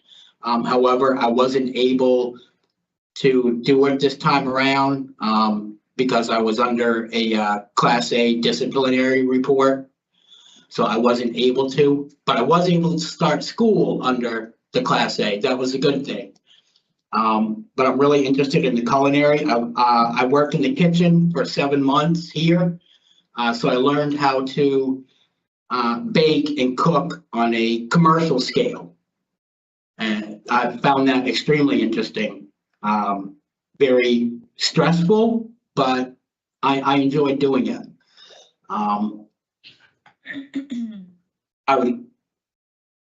own a home. I'm married. I sent in some letters. I don't know if anybody from Parole received them. Some 2 letters from my employer. We did receive those and they were reviewed. Okay, excellent. They're excited to have me back if I can. And I'm excited to go back to them if I can. I felt at home there. Yeah. So Mr. Harris, I think that's a great place for us to start. Yes. So what's going to happen here is each of us will take turns asking you questions, and then when we're done with our questions, we'll deliberate. Actually, when we're done with our questions, I'll turn the hearing over to our victim's advocate because we do have input from the victims. Okay. So when we're done when she's done with her statement, we will deliberate and then give you our decision. Okay? Okay. Yes. I'm going to start with the questions. And one of the things in reviewing your file, and we did receive those letters from your employer, it really does sound as if you were an asset to that company. So, and you work with them for a number of years, and it looks like they're willing to have you come back. Yes, my only issue is that because of your charges now, I'm not really sure that you're going to be able to do all over the road travel. Okay. And I say that because you have to appear on the registry for 10 years. And 9 times out of 10, you'll have a GPS monitoring, and going from state to state is just, I really don't think that that's a realistic plan, in my opinion. So I'm glad that you're exploring other avenues, or, you know, this culinary art thing seems to be of interest to you. I would try to get as much of that under my belt as I could, and maybe just try to pursue a different career until you're done, at least with this registry. Yes, ma'am. The next thing is, you talked about your completing or preparing for the math and science. Which portion of the test did you pass? I passed the social studies test already. The next test that I'm actually going to take is going to be the science test, but I'm struggling in math. So that's where we're working in math as well, because that seems to be an area where I'm really struggling a lot. And you also talked about your participation in the Alternatives to Violence program, where you were really able to gain some insight about your anger. Yes. I appreciate that. But the based on the nature of your charges, I really would have liked to see you complete the sex offender treatment. Tell me where you fall on that list. That I don't know, because they don't offer it at this facility. And so, do you have any issues with being transferred, Mr. No. Harris, to a facility that does offer it? No, I don't. I was actually going to speak to the counselor about being transferred to Brooklyn, because I know they offer it there, and they have a number of other programs there that I'm really interested in. And so do you think that you need treatment? I'm willing to take it and gain insight on it. I'm willing to learn from it.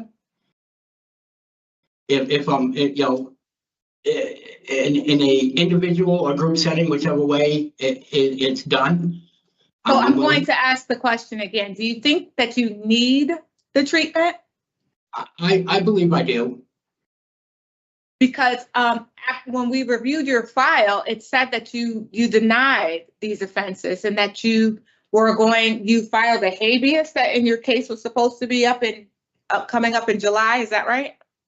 I'm not sure when that's happening. I have filed a habeas. My attorney did a number of different things that were.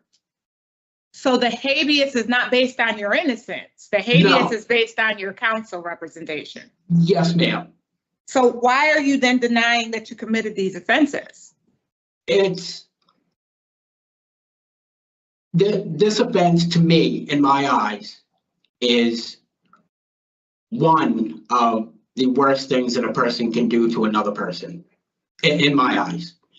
And it's very hard to openly admit that I did that. And I think anybody that has done a horrible crime, it's extremely hard to openly admit that they did that. And I can admit it to myself all day long, but to openly admit it is extremely hard. Okay. Well, can I, and please don't be offended, but I really do believe that that's selfish. And I say that because there are victims in your crime. Yes. And by every time that you say, I didn't do this, I don't know why she said that, you're re-victimizing these children, and they don't deserve that. They could gain some closure by your just saying, I'm a piece of crap, or whatever and I did do this to you. I'm sorry, you didn't deserve it. That's closure.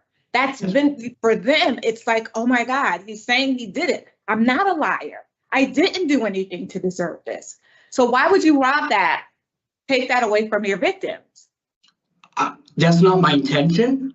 I didn't look at it in that aspect, but now that you mention it, I do see it in that aspect. And I am sorry that I did these things.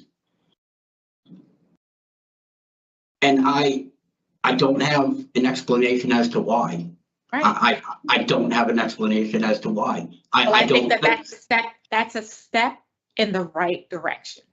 I don't know why I did it. And that is why I need treatment, not because I'm willing to hear whatever they have to say. No, I need it. I don't know why I did this. I'd love to know why I did it so that I can avoid doing it in the future. Like that's what taking responsibility or accepting responsibility for your actions look like. I did this to you. I apologize to you. You didn't deserve it. And I'm going to work on myself every single day to figure out why I did it and to make sure that it never happens to somebody else. So that's the mentality that you need to have when you're going into treatment.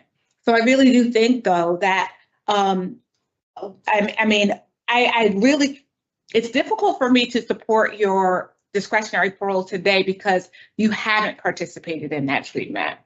And we've just discussed some of the things that you need to work on to prepare you to be suitable for early release. And without the program participation, although it's no fault of your own, it's not our fault either. I couldn't support your discretionary parole. So what I can do, though, is advocate for you to be moved to a facility that offers the program so that you could participate in that program and then maybe come back before the board. You're not done until 2027. So you have plenty of time to work on, the program participation, and it'll help you prepare in terms of employability and everything that you've known it prior to this. Is once you walk out of those prison doors, it's going to be completely different. Oh, absolutely. Yeah, I Absolutely. mean, the things that you took for granted, on a daily basis, just like going to the park. You want to feed the ducks. There are children at the park. Now I got to avoid being, I see you have a minor child and they've moved. That's going to be an issue too. If you have a lot to deal with, sir, and we really need you to take that time and work on yourself to try to navigate life once you walk out those prison doors. So I do appreciate our discussion, and I'm going to see if my colleagues have any questions for you. And like I said, we do have input from the victim. So I implore you to listen to what the victim has to say so that the next time that you come before us, if there's another time, you can address some of their concerns. Not as a rebuttal, but you understand what I'm saying? Okay, Mr. Gonzales. Thank you, Madam Chair. Good morning, sir. So, you talked about a little bit about your disciplinary report. I saw you had one in November. Yes. Do you remember what happened? Can you tell us what happened that day? I was working in the kitchen, and I was delivering a food cart to one of the blocks. I was filling in for somebody that wasn't there, and the kitchen staff asked me if I'd fill in, and I agreed to. And as I walked down the hallway, I had my Jewish yarmulke on my head. And the officer said that you need to take that off your head. And I said, what? He says, you need to take that off your head. I said, it's my yarmulke, I'm Jewish. And I continued walking, and I had an officer escorting me, and he continued walking with me. And it turned into me having to go back and speak to the officer. And he said, I told you to take that off your head. And I explained to him again that it was my yarmulke. And he said, I don't give a explicit about your religion. I said, take it off. And that's when a lieutenant came through the door and asked what was going on. And I explained it to him. He spoke to the officer, and the lieutenant said, we're done here. You can go back to work at the kitchen. So he was all set with everything. As I was walking away, the CO yelled out, get the explicit out of here. And I said, okay. He said, get the explicit out of here. And that's when the lieutenant said, now you're going to SEG for disrespecting an officer. So I went to SEG for disrespecting an officer. And when I got the disciplinary report, it said interfering with safety and security. So I was baffled by that. Did you make a remark when you were walking away that you think, caused that? Like, I'm trying to understand what. Yeah, I probably should not have repeated what the officer said to me. I should have just ignored it. Okay. and just continued walking. All right, so that's what I'm looking for, is just for you to understand. That sounds like a difficult situation, first of all, and I get what you're talking about with your religion. But the part that got you in trouble was what you did, right? Yeah. Yes, it was repeating the comment. I should have just ignored it and walked away and let it be. Yeah, maybe you talk to your counselor later about it, or someone else. These are the things that you talked about that you learned in some of the programs, different ways to handle things, so it doesn't lead to disciplinary reports, you know? Right, yeah. Because as you mentioned, the disciplinary reports, they interfere with your programming, or you go to the back of the list for some programs, not all of them. It also doesn't look favorably upon you when you come in front of us that you've been having problems with difficult situations. Like that situation is something that could happen, something similar could happen like that when you're out in the community. And, you know, we're looking to see what your behavior is like, how you're handling things differently. And that when you go out, you're not going to be arrested again, you know? Yes. So between now and whatever happens next, I would just, you know, encourage you to think things through when something's happening. I'm sure there are going to be other situations like that or other things that might happen.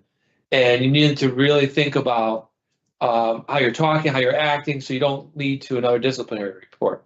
Yes, it's not going to help you with classes, with us, with anything really. If you're reviewed for a halfway house at some point, any of those kinds of things, it's just gonna affect you negatively. Okay. Yes, sir. And then, you know, I really don't have any other questions. Just one thing I wanted to say was that you said you really don't have an explanation for what happened.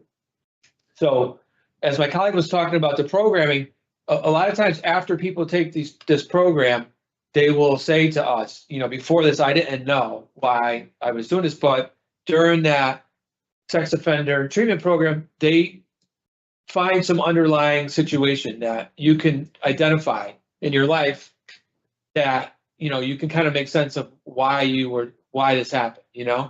That triggered it, yes. Yeah, so, you know, so I'm hoping that you can, you know, you really need to complete that program and then figure those things out, like what, you know what I mean? So that way it doesn't happen again, you know? And figure out what it is that happened to you before that has led you to where you're at now, you know? Yes, sir. Okay, so I wish you the best of luck. That's all I have, sir. Thank you. Thank you, Mr. Stauskas. Mr. Harris, I just wanted to double back. I'm sorry, Mr. Poole, because I know that your wife has agreed to sponsor you in another state, and I know that the two of you have a child together. But I noticed also that you never really told her the truth about what happened. Right? No, she knows. She knows. Because I thought I read that she didn't believe it. Oh, whether she believes it or not, I don't know. I haven't had that conversation with her. Yeah. I just know that, you know, during the court process, she heard what the charges were, what the. No, that's not my question. That's not what I'm referring to. I'm saying, have you ever said to your wife, I did this to these children? Have you ever said that? No, ma'am. That is enough. You have a lot of work to do, sir. Because, I mean, one of these victims was your biological daughter? Yes, ma'am. And the other one was your stepdaughter? Yes, ma'am. And now you have a daughter with your wife? Yes, ma'am. So, yeah, you have some work to do. There's lots of things to unpack. Lots of things to unpack. Yes, ma'am.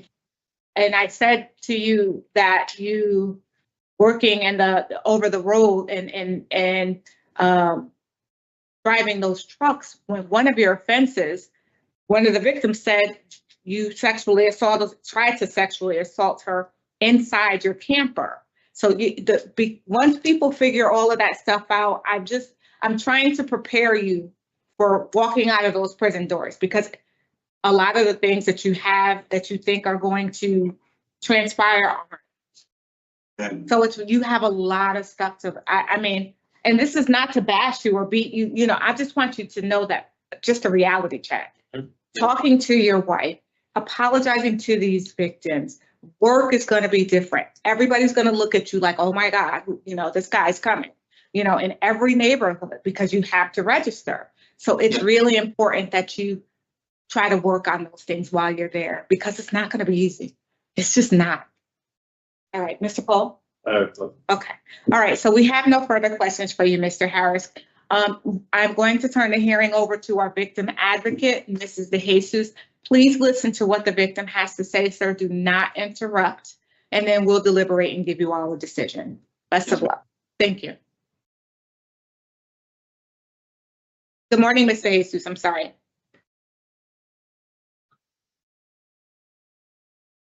Ms. De Jesus, we can't hear you.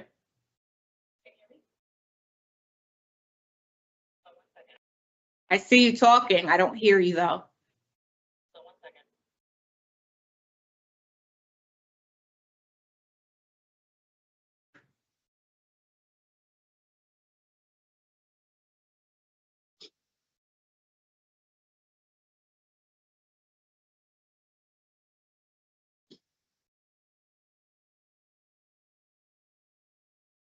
Me either. Sorry, I don't know what happened. Yes, here.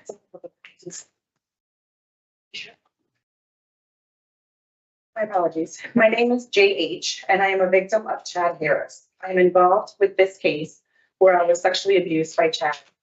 I do not agree with him getting parole, where I know he's already been around my 9-year-old sister where he wasn't supposed to be. I fear that if he is released, he will go back and potentially hurt my sister. That's all I have for my. Thank you very much. Okay, as you can hear, this really has impacted your victim. So, I think we're just going to talk amongst ourselves, okay? So, Yes, ma'am. as I said, I really do think that Mr. Harris has a lot of work to do on himself, I really think that it would be in his best interest to have him transferred to another facility so that he can at least start with the programs and he can come back before us, share with us what he's learned, and they can determine at that time whether he has demonstrated enough change to support a favorable outcome. So I am going to vote to deny today based on his inadequate program participation and the injury and or impact to the victim. Mr. Sadowskis. Okay, so, yeah, I agree with everything you've said. You know, I would like to see him complete voices in a sex offender program at the least, no more DRs. And, yeah, I have a note here of April of 2026, but that would give him a year left. But I'm open to whatever you guys think. April, that's a gift, to be honest, based on the nature of his crimes. Yeah, it's a year from now, but then he would still have an opportunity for a year left. Yep. So, and I will put in my decision when I write it that we are requesting that he be transferred. Officer Michelizzi, you can note that on your dispo as well. I heard him talk about Brooklyn. That's probably the best place for him to go, although we have no control over that. But we can kind of advocate to make sure that he is transferred. Has to stay out of trouble too, right? No more tickets. Yeah, that's important. So with regard to Chad Harris, 427177, there's a motion to deny discretionary parole today based on the inadequate program participation and the injury and impact to the victim. And we are going to rehear Mr. Harris in April of 2026, at which time he should have successfully completed the sex offender treatment and voices and any other positive programs, refrain from incurring any disciplinary infractions, and really focus on an apology to his victims and accepting ownership of the role that he played and all that. So is there a second? Second. All in favor? Aye. All right, Mr. Harris, you will receive all of this in writing. I don't know how quickly the transfer will go, but we're going to try to advocate so that you can get the treatment that you need so that you can come back and see us, okay? Thank you, ma'am. Rehear, you're welcome. But a rehear, I just want you to know that doesn't mean that you're automatically going to be granted parole. That's not what this is. This is Mr. Harris getting the help that he needs so that he can at least appear before the board as a suitable, having completed the programs. Not, that means, okay, he's just gonna get it. So do the work, sir. Good luck to you. Thank you, ma'am. Stay speak hearing for Chad Harris, number 47177. All right, you're all set, sir. Thank you. You're welcome.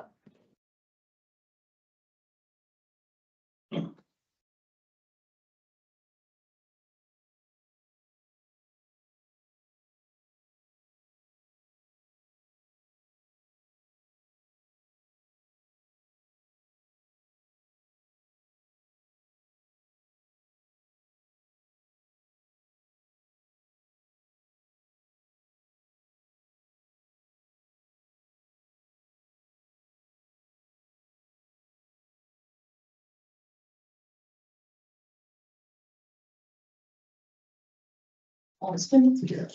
Mr. Alston is here? Awesome. Yeah, thank you. Have a seat, Mr. Alston. We'll be right with you, okay? Oh.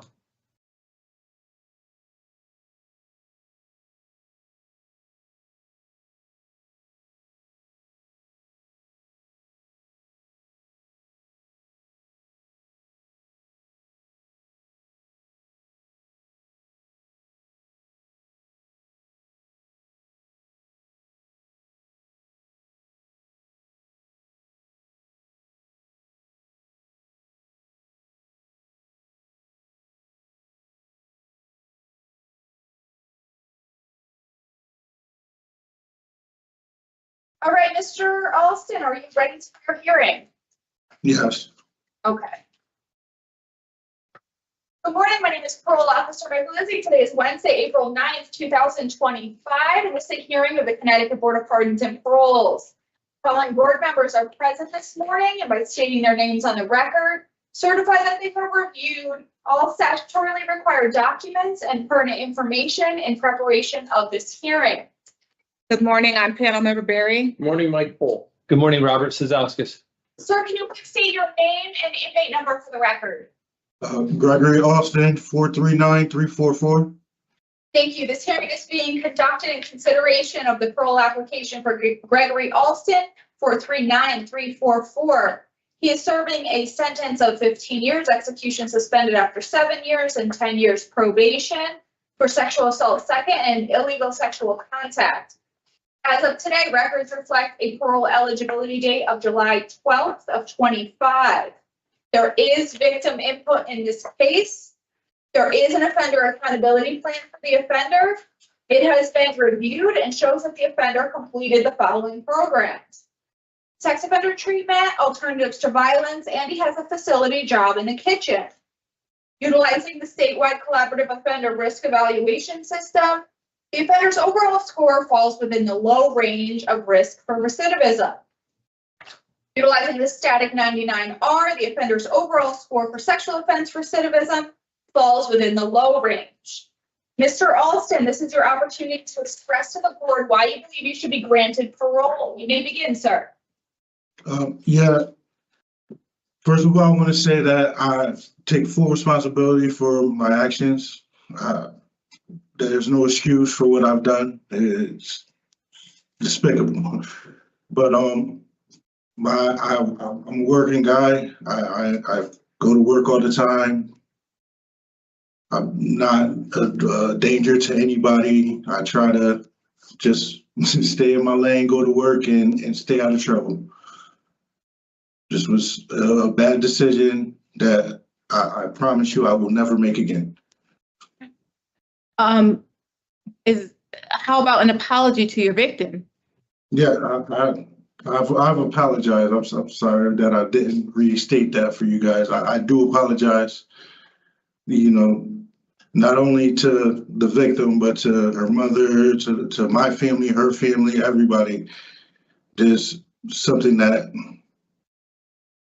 is unacceptable and it shouldn't have been done. So, Mr. Alston, we appreciate your opening statement. What's going to happen here is each of us will take turns to ask you questions. When we're done with our questions, we will turn the hearing over to our victim's advocate because we do have input from your victim. When we're done with listening to that, we will deliberate and give you our decision. Okay? Yes. Do you have any questions? No. Good luck to you, sir. Mr. Sazowskis will begin with questions. Thank you, Madam Chair. Good morning, sir. How are you? I'm fine. Okay, good. So I reviewed all of your files and although you had to be prompted by my colleague, I am appreciative that you made an apology. And I think it's important as part of your rehabilitation. You know, you talked about in some of the documents I read, you had an issue with alcohol and marijuana. Were you using alcohol and marijuana during any of these encounters? This would happen over a period of time, so I know it's not one specific day, but during any of those situations, do you remember having drank alcohol prior to that and using or using marijuana? Yes, I smoked, yes.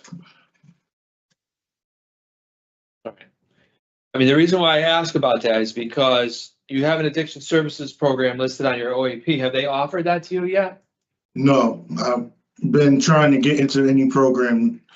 It just well, specifically that, because you know, I believe that substances played a part in this, maybe a little part, but it played a role in this. And then while you're incarcerated, you had some disciplinary reports related to the same kind of thing, marijuana and alcohol. So that part of all this hasn't been addressed yet. You did complete the sex offender short-term program, right? Yes. So that's good. But I really do think that you need to get a handle on this other part of this, so that you have a better, you're better prepared, when you're released. How do you think your actions have affected the victims, like long term? What do you think is going to happen to them? What do they experience? Betrayal for the most part, because I've helped raise her, so that's something that she'll probably always have a problem with trusting people. She called you dad, right?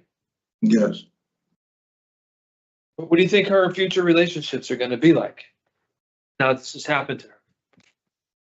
You understand the impact that you've caused? It's going to be a problem. Yeah. I know it's going to be difficult with her finally being able to trust somebody. Did they talk about that in the program that you took? No, not really, but that's something that, I think I've actually put that in my writing on the program with the summer. So when you had an opportunity to talk about how you feel about everything that happened, you understand. You wrote in there that this is going to make a lifelong, permanent, mark on the victim. You know what I mean? They're going to have issues that they're going to have to deal with because of your behaviors. Yes. And like I talked about before, you have a drug and alcohol score from DOC of a 3. 5 is the highest. And then you receive disciplinary reports for contraband for Pruno, marijuana. And you haven't taken this addiction services program. Do you think that would help you if you had that program? Probably. Yeah.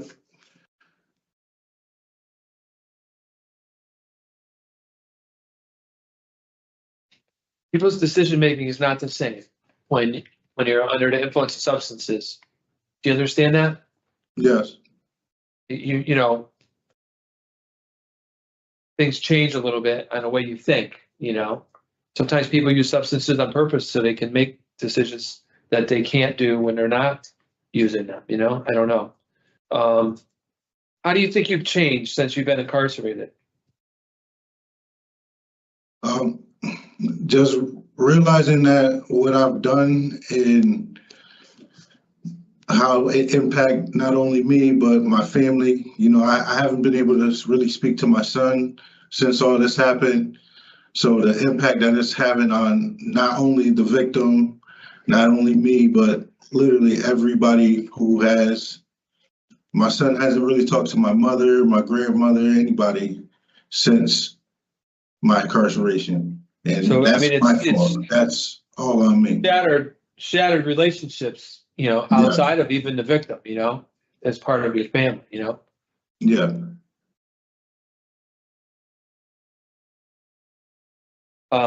So the question was about like how you're different, like from programming, like, do you feel like you've made any improvements in how you think, you know, or how you're going to behave? Can you talk about that? Yes. Like I said before, I realized that what I've done is not acceptable. So that in one way, there's something that I won't do because I know that it is wrong. Well, you must have known this was wrong when it was going on, right? Yeah. Yes. All right, I'm gonna move on to something else here. You talked about going back to your previous jobs. No need to mention the name of the employer, but have you spoken to anyone there about that? No, not at this moment. How do you feel about the chances are that you could return to that employer? Do you feel good about that, or you think it's going to be something you're going to have to just apply to?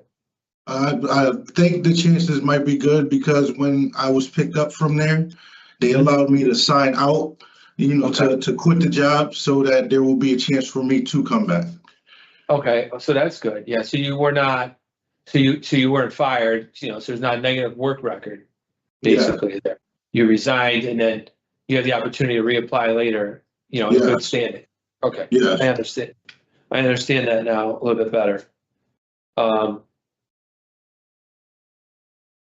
So you have a protective order against you and you're going to be required to be on the sex offender registry for 10 years. You aware of that? Yes. Okay. These are two areas that could present a risk for you to return to prison if you violate any of those things when you're out. Have you thought about that? Yes. You're going to have. I'm not, I don't want to sound cocky or anything, but I really don't feel that I'm going to make it come back to prison. There's nothing, the way that I'm going to live my life, there's going to be no chance of me coming back to prison. The sex offender registry, there's reporting requirements. You're going to have to fill things out every now and then and report where you're living.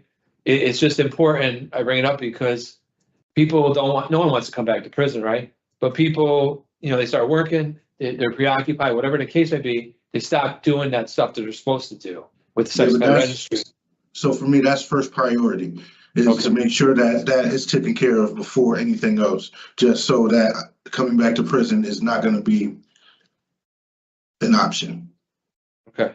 Yeah, things will be different now. You're going to have all these different reporting things and things to do. It's going to be different than it was before when you were out in the community.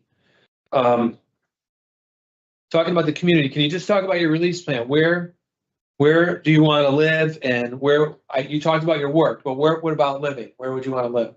Well, I had a discussion with my mother when I was told about this. So we decided that it might be better for me and my independence to try and go into a halfway house and working from there. You know, that way any programs that I need to do outside, they can help me find the programs. If my employment plan doesn't work out, they can help me find employment in future, you know, living requirements after. So, I mean, it sounds like a good plan. They'll have a lot of support and structure there where that might be something that you could take advantage of. Because it will be difficult to find employment if you can't go back to where you were, you know, people that know you. And what about, have you participated in any NA or AA programs, CCAR, anything like that at all? Do you have any plans for trying to make sure that substance abuse doesn't interfere with your success in the community? No, I have not signed up for any of those programs. If that's something you guys want me to do, I will do. Yeah, I'm concerned about it. I'll hear what my colleagues have to say. But given your disciplinary reports while you're incarcerated and the fact that you're using substances during these crimes makes me concerned that that's an area that's not been addressed completely. You know what I mean? That you need to have a better plan and have some treatment in that area. So I'm gonna turn it over to my colleagues and see what they have to say about all this. Thank you for talking to me, sir. Thank you, Mr. Vasquez. Thank you, Madam Chair. Mr. Suzaskis has asked all the questions that are pertinent, and I'm absolutely in that same place when it comes to, I don't know what kind of booze he's trying to make in there, but it's like persistent. Yes, yeah, So, and it has everything to do with a substance use program. yes. So, I mean, that's exactly where I am. Thank you. So, Mr. Alston, do you have any insight as to why you were trying to make pruno and consuming this stuff in prison?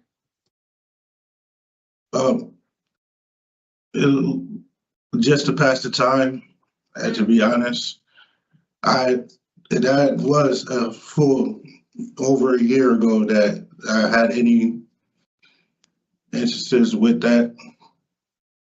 I actually, the time that has lapsed since your last disciplinary infraction, it is not our concern. Our concern is the nature of it and why you were doing it. So that's why I'm asking. So you just made pruno because you were bored and you just figured you'd have something to drink to pass the time? Yeah, there was something to pass time. Yeah. Okay. You know, I'm curious to know, having completed the sex offender treatment, if you have any insight as to why you did this to your victim.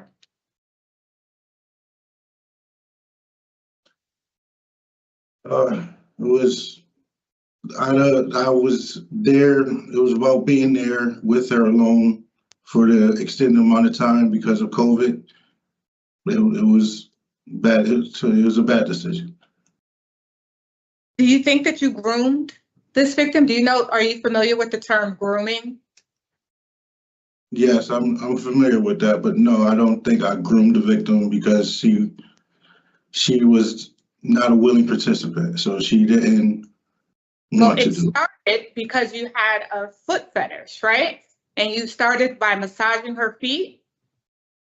Yes. And then that went, the massaging of the feet went into your talking to her about sex, right? Yes. So that's grooming. You're preparing her to take things a little bit further, and you took advantage of the time that you had alone with her for your own pleasure. So you spoke with my colleague about your son and how you haven't really spoken to him since all of this has transpired. Tell me what you think the impact is of him being in the same house as your victim, and his possibly thinking that she put you in prison, that you're not there for him because of her. Well, from my understanding is his mother has talked to him and about the situation and explained to him that it wasn't her fault, that it was my fault. I haven't had the opportunity to talk to him about it, and I know he is going in. He is in counseling about the situation too. What would you say to you? What would you say to him? That I made the bad decision. That your father did something that he shouldn't have done, and he's paying for it. You made a bad decision. This happened more than one time. Yes, but it's just I don't know the exact way to term the exact term I should use for it. It is a bad decision. Yes, it was multiple times, but it's my bad fault. decision. I'll tell you what the exact term is. The term is this is all my fault. I violated your sister. I crossed the lines and did something that a father should never do to their child. She looked at you as a father. I potentially ruined this child's life. And for that, I'm sorry. I broke our family up. It was my fault. That's taking ownership and responsibility of the things that you've done. Because this girl, when she says to you, Dad, why did you do this to me? What are you going to say to her? Do you ever think that she's not going to want to know why her? But with the protective order, I can't talk That's to her. not my, I know that there's a question. I know that there's a protective order, but I'm saying she looked at you as her father. At some point in time, she's going to want to know why you did this to her. You don't think she thinks that now? Yes. So what would you tell her? That I would just apologize and say that it was I did what I shouldn't have done. It was not a smart thing to do, and I would just apologize. Really, that's. So you do realize that you betrayed her trust, that you've stolen her innocence, that you probably ruined her faith in men. You know, those are all very realistic assumptions, I'll say. Yeah. And unfortunately, sorry sometimes doesn't really cut it. You know what I mean? And because I mean, honestly, I can kill someone and say, oops, I'm sorry. You think they're going to say it, you know, in the eyes of the law? Okay, you said I'm sorry. No, I have to accept responsibility for what I've done. If it's prison time, then I would be in prison and forever trying to right that wrong. You know, and that's something that shows true remorse. You know, I'm so upset, Mr. Alston, because I would have liked to hear more than just I'm sorry from you. You've had so much time there in the facility already that you should be digging deep to try to figure out what was going on and how you can avoid these behaviors in the future. And I mean, you're so confident that you're not coming back to prison. And I hope that you're right. But I can guarantee you that more than 75% of those people in that prison said the same exact thing. I'm never coming back. And guess what? They're back. And guess what else? We see them all 3 and 4 times. Not that we want to, but because of their poor decision and the continued behavior. But anyway, okay. I'm done with my questions, sir. I am going to turn the hearing over to the Office of Victim Services for victim input. And I'm just going to ask you to sit there quietly and please listen to what the victim has to say. And then we will deliberate and give you our decision. Yeah. Good morning again, Mr. Jesus. Good morning. I do have a statement. I spoke to the victim's mother, excuse me, and she stated to me, quote, I am against any early release, end quote. Thank you very much, Mr. Jesus. Okay, so give us a few minutes, sir, and we are going to give you our decision. Mr. Suzowskis. Thank you, Madam Chair.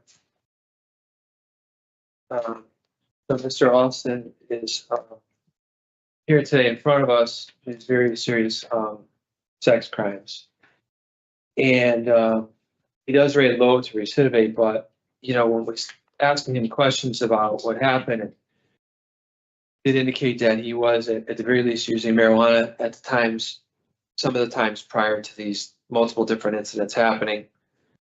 And then when he goes in the facility, he starts getting disciplinary reports for marijuana and alcohol. So, you know, the behavior is like kind of continued into the facility. He has taken the sex offender treatment program and had a job in a facility. But, you know, when we ask him about this, you know, what he learned from the sex offender program, he really couldn't articulate why he thinks that he did this. And it's concerning a little bit, you know, that Concerning what? Yeah, see some additional recognition of what was going on. You know, I don't know if he just sat in the program. I don't know, you know, I'm trying to understand because we really didn't get a lot from him about the things that he took away from the program that make us feel comfortable that this will never happen again. I Right. know he's saying, I don't want to come back to prison, but everybody, you know, no one wants to be in prison. Right. And without, you know, when I asked him, do you have any plans for NAAA, any kind of relapse prevention, like how, it doesn't appear that he's even ever thought about that or even considered that that's part of this. But, you know, based on everything I read, I think that it's played a role and the behavior just continued in the facility. So I don't find him suitable today for all of those reasons. So, you know, I'd like to hear what my colleagues have to say about this and then we can go from there. Okay. Thank you. Mr. Holt? So, thank you, Madam Chair. I share concerns.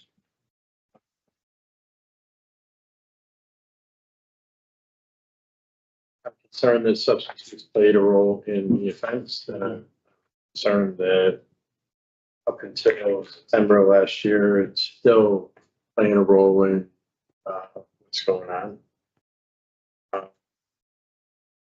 I think at 3, you should have a care program. And I also think he really needs to connect with what happened at a greater level, you know. So other programming in that realm. Voices, something. Voices could have surprised based upon the offense. The voices isn't on there. Yeah.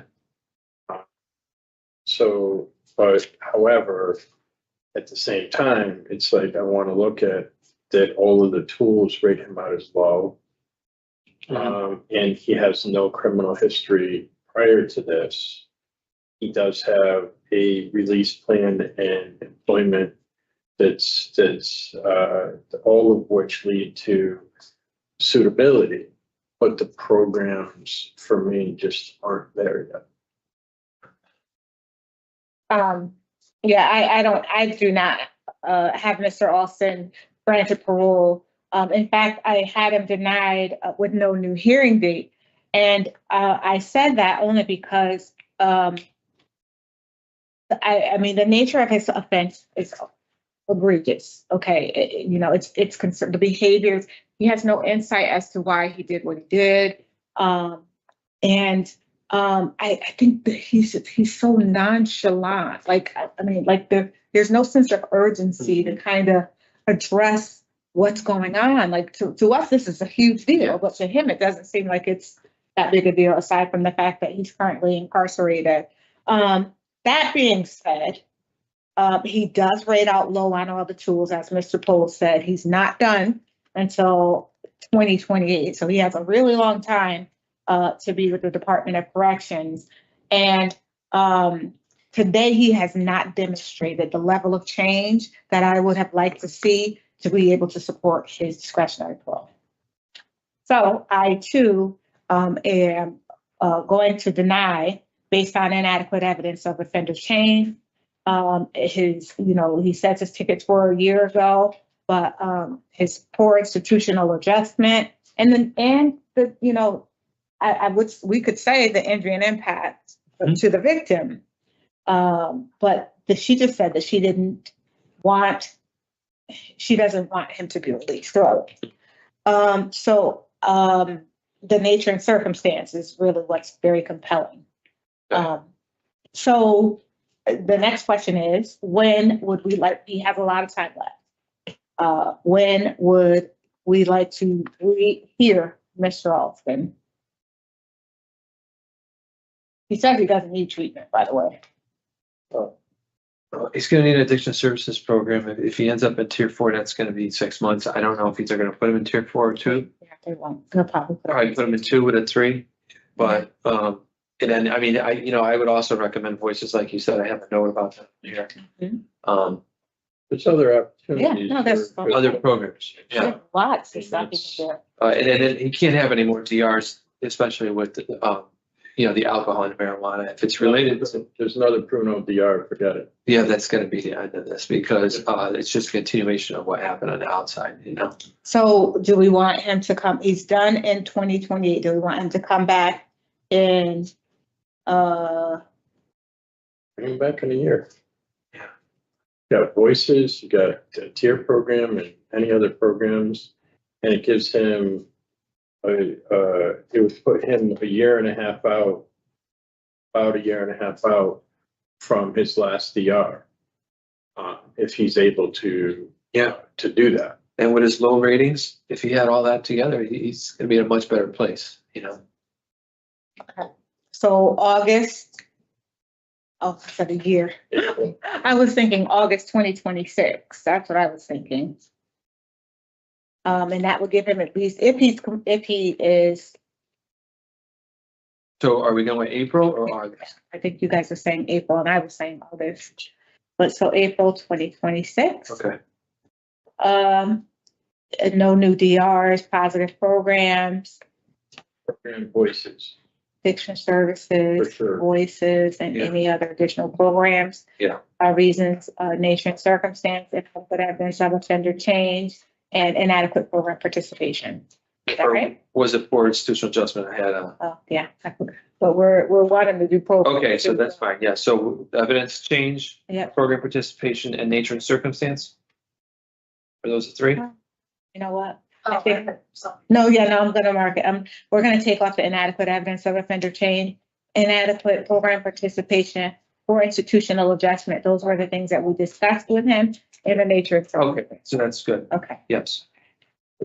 all right. So with regard to Gregory Alston, 439344, there's a motion to deny discretionary parole today based on the nature and circumstance of his offense, his inadequate program participation, and his poor institutional adjustment. The disciplinary infractions that he received occurred of him to rehear him in April of 2026, at which time he should have successfully completed an addiction services program determined by the Department of Corrections victim impact program to gain a little insight as to how his crimes impact his victims, and also any other positive programs that he is able to get into and refrain from incurring any additional disciplinary infractions. So let's say everything. Thank you. All in favor? Okay, so Mr. Austin, you'll get all of this in writing soon, sir. Good luck to you. All right, thank you. Secretary for Gregory Alston, number 439344.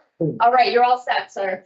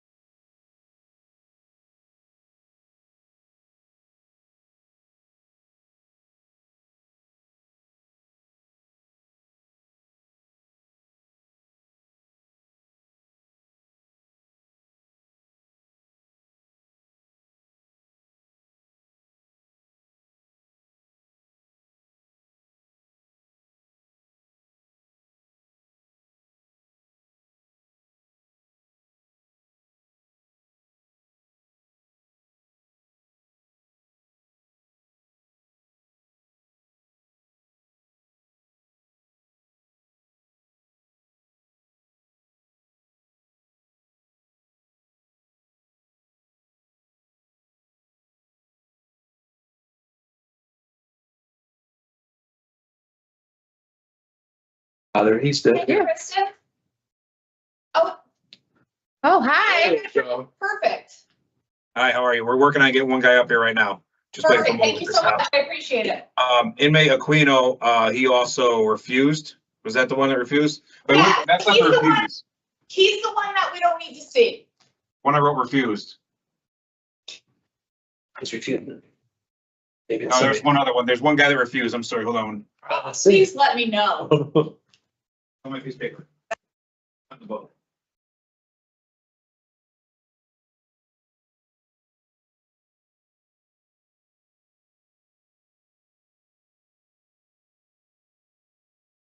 Yeah. Last week, I was out there. Sorry, it was Mr. Joshua Jean. Well, He refused to come down? Yes, he refused. Wow, okay, that's interesting. No, but Thank we- you. So I'm getting Mr. Esteban Nieves. He's on his way up here right now. And then Mr. Reggie Gonzales is right after him.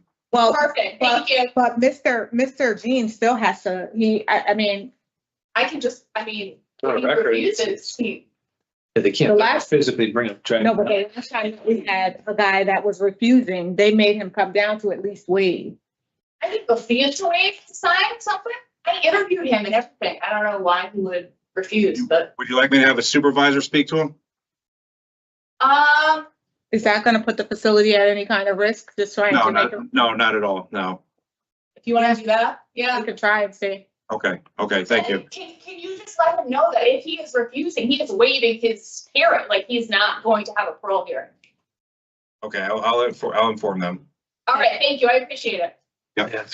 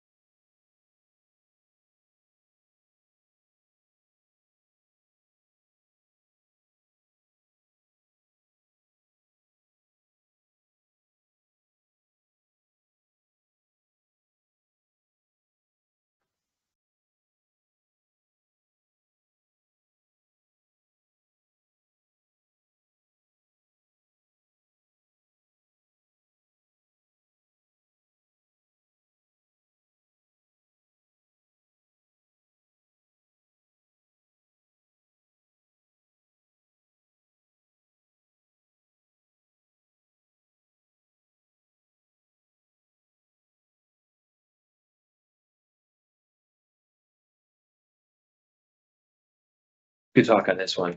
Sure will. Okay, thank you. I'll talk for both of them. That one. Very Well, Officer McLizzy, today is April 9, 2025. It's a case review for Taylor Mason, number 331647 at the Connecticut Board of Pardons and Paroles. Following board members are present this morning, by stating their names on the record, certify that they have reviewed all statutorily required documents and available pertinent information in preparation of this hearing. Panel Member Barry. Morning, Mike Folk. Morning, Robert Sazakis.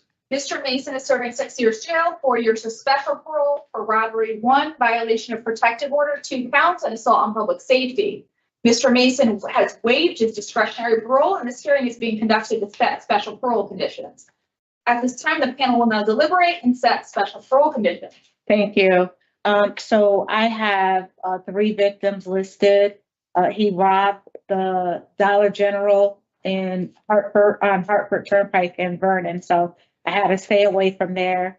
The officer was not able to speak to him, so I had a halfway house, because we don't know who his sponsor is. Domestic violence for the violation of protective order, and I think that's it. Thank you. I gotta make the motion, but okay. So I have for victims R, L, B, R, and B, D. So there's a motion to set the following conditions: domestic violence in the community, no victims. The names, the initials I just stated, stay away from Dollar General on Hartford Turnpike in Vernon, and a halfway house for residents. All in favor? Aye. This concludes the case review. Here, set special parole conditions for Taylor Mason, 1647. Okay. Good afternoon. My name is Parole Officer McLizzy. Today is Wednesday, April 9, 2025. This is a case review for Ontario Gainey, number 402314, at the Connecticut Board of Pardons and Parole. The following board members are present this morning, and by stating their names on the record, certify that they have reviewed all statutorily required documents and available pertinent information in preparation of this hearing. Panel Member Barry. Mike Folk. Robert Sazakis. Mr. Gainey is serving 3 years, followed by 3 years of probation for a risk of injury to a child, custodial interference second, interfering resistance threatening second. Mr. Gainey has 4 years of special parole running concurrently, which ends on 9/29/25. Mr. Gainey has waived his discretionary parole, and this hearing is being conducted to set special parole conditions. At this time, the panel will now deliberate and set special parole conditions. Thank you. It's our understanding that Mr. Gainey, his EOS date is 4/27/25 on his current sentence. And his special parole expires on September 29th, 2025, which is about 5 months of special parole remaining because he was on special parole for possession with the intent to sell. So for conditions, I have victim's initials EA, SC, and the underlying victim of his domestic violence is JR. I have no contact with minors, problem sexual behavior treatment, domestic violence, and that's it. 2 co-defendants, I don't have any co-defendants. I'm sorry, who were they? Stephanie Padilla, Stephanie Padilla, okay. and I would say Bianca Gainey without Paroles' permission. I think they Bianca. both played a role in what was going on Okay. in that offense. Oh, parole officer's permission. Okay. All right. Do we want to talk about enhanced device monitoring, Mike? Yeah, could we? Because this was an operation where he was prostituting Okay. Enhanced minors monitoring. and obviously using device Right, to facilitate that. to facilitate that. Yes. So certainly with that kind of offense, I believe that should be included. Okay. I agree. I think it's a public safety issue and it needs to be at least for these 5 months. Okay. Sure. And did you both had no minors, right? Correct. Okay. So with regard to Ontario Gainey 402314, I make a motion to set the following special parole conditions. He is to have no contact with minors. He is to have no contact with victims EA, SC, or JR. He's to have no contact with his co-defendant, Stephanie Padilla or Bianca Gainey, without the parole officer's permission. The without the parole officer's permission is for Bianca Gainey. Right? Domestic violence in the community,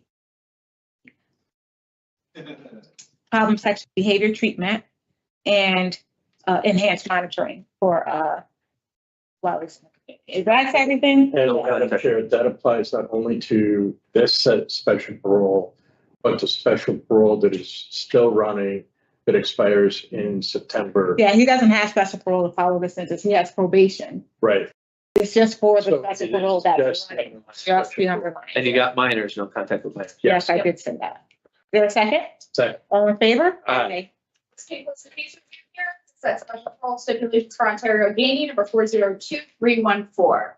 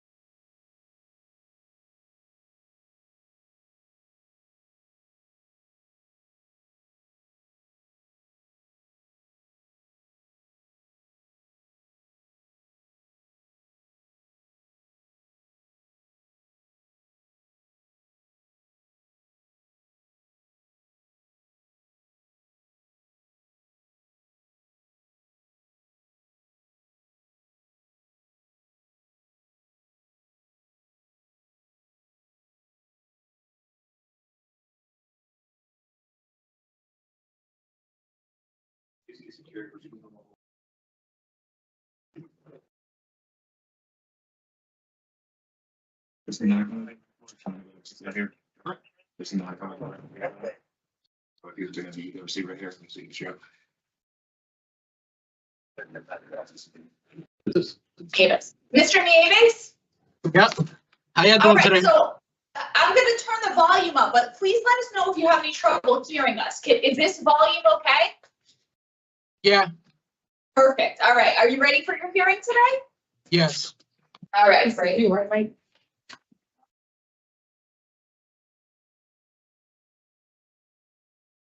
You guys all set? Yes, thank you. All right. afternoon. My name is Parole Officer Michelizzi. Today is Wednesday, April 9th, 2025. This is a hearing of the Connecticut Board of Pardons and Paroles. The following board members are present this morning and by stating their names on the record, certify that they have reviewed all statutorily required documents and available pertinent information in preparation of this hearing. Good afternoon. I'm panel member Barry. Good afternoon, Mike Pohl. Robert Sazowskis. Good afternoon. Nice to meet you. Sir, can you please state your name and inmate number for the record? Esteban Nieves, 388-585. Thank you. This hearing is being conducted in consideration of the parole application for Esteban Nieves, number 388-585. He is serving a sentence of 10 years and 5 years of special parole for assault 1, risk of injury, violation of probation with an underlying assault 2. As of today, records reflect a parole eligibility date of September 7th of 25. There is no victim input in this matter. There is an offender accountability between the offender. It has been reviewed and shows that the offender has completed anger management and voices. Utilizing the statewide collaborative offender risk evaluation, the offender's overall score falls within the low range risk for recidivism. Mr. Nieves, this is your opportunity to express to the board why you believe you should be granted parole. You may begin, sir. All right, I have a letter to read to y'all. Okay. You're just gonna die. Good afternoon. This is Esteban Nieves. How y'all doing today?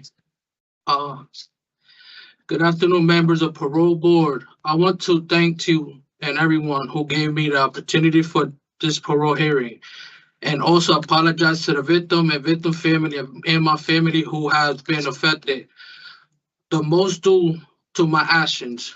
I'm very regretful for making those poor decisions. I want to say I have set full responsibility for all my actions. I have been learned that my actions didn't only affect me, they also affect the victim family. I'm in prison because I put someone's life in danger and I plead guilty.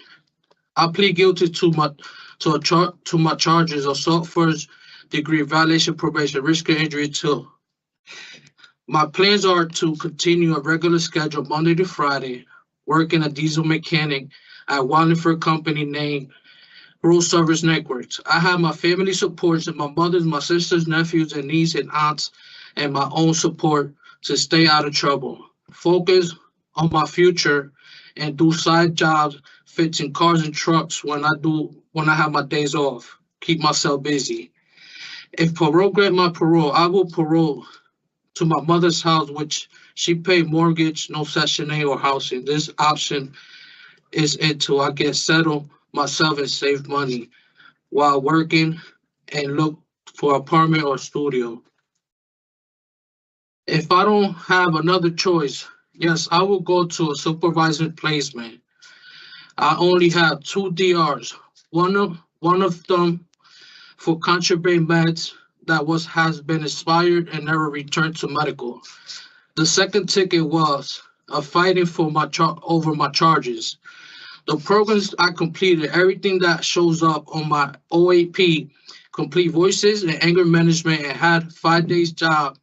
First, I had the shovel worker cleaning, then I upgraded to the barber job. I have the barber job for 6 years and have good job reports for both jobs.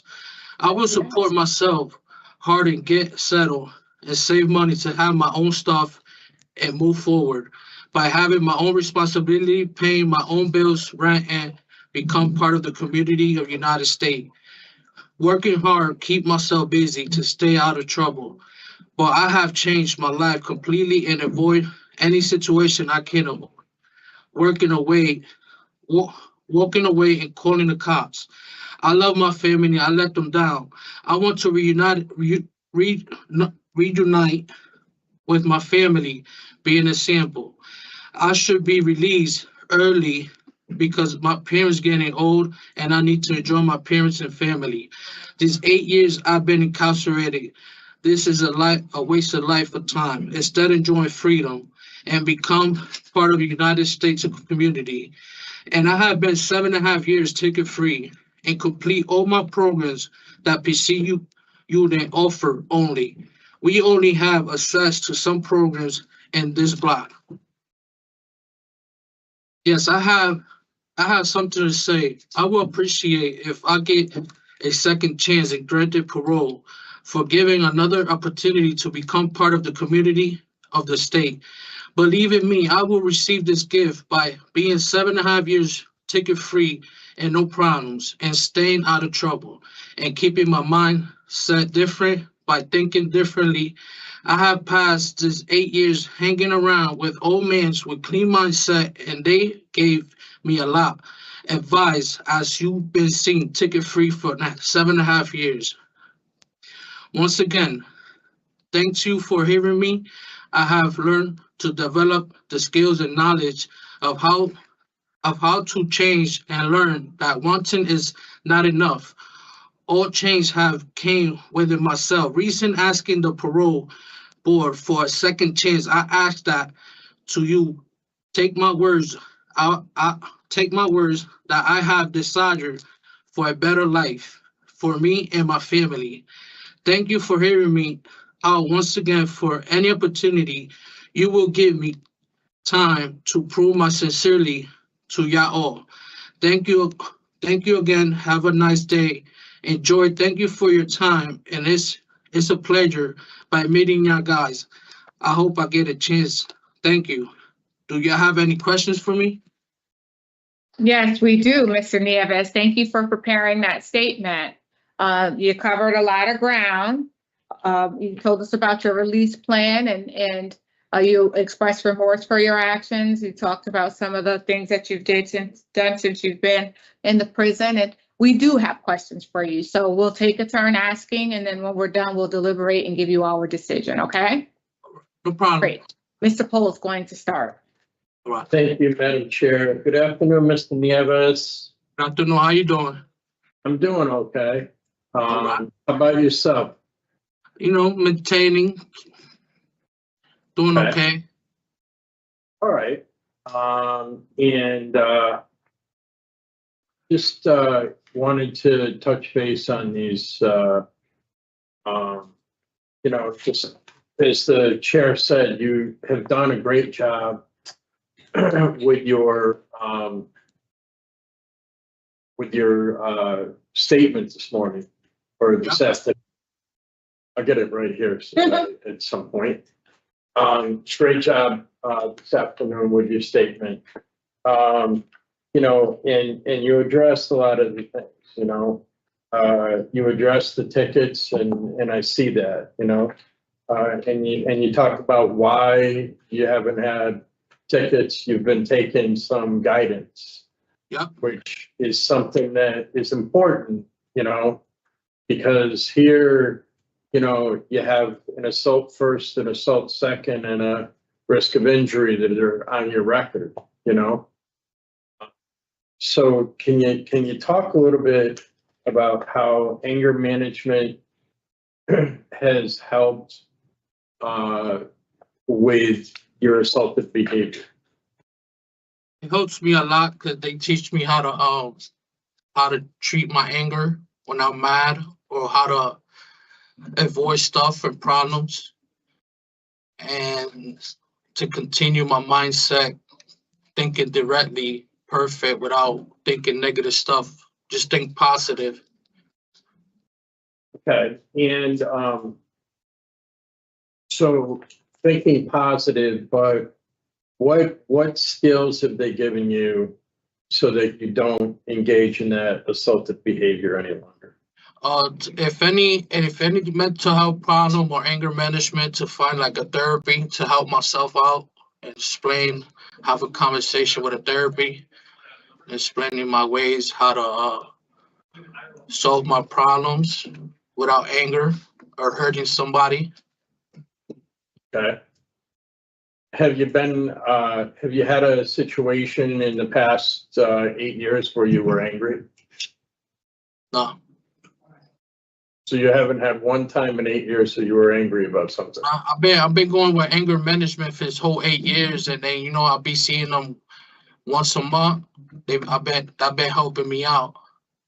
So, okay, so hang on that adds a little bit more. Who are you seeing once a month? Miss Rachel. So you've been going to your mental health program, one-on-one counseling? Like once a month. So all along? Yeah. And it's in there that if you have something going on with you, that that you're able to talk about it and find the ways to cope with it. Is that what you're saying?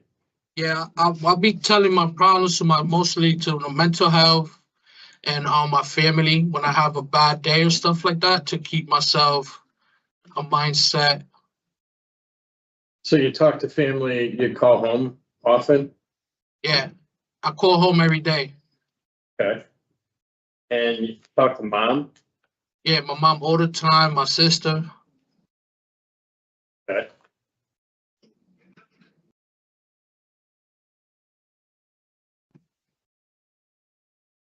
All right. That's a good thing, right? So if we relate that to your offenses, what would you have done differently? Excuse me? Can you repeat it one more time, please? If we relate to the anger management and talking to mental health. Yeah. As far as your offenses, the assault 1, the assault 2. Yeah. How would you have done things differently?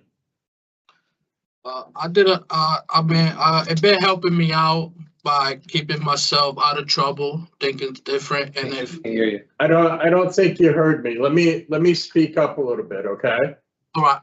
So you have the assault 1 and the assault 2, right? Yeah.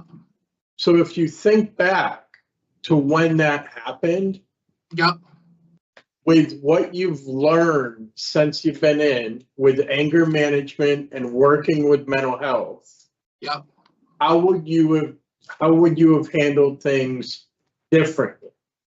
Oh, that's totally different, because by that time, those time happens, I was young, still, you know, I was having problems with my job, people around. I had a lot of anger, and my anger turned on me.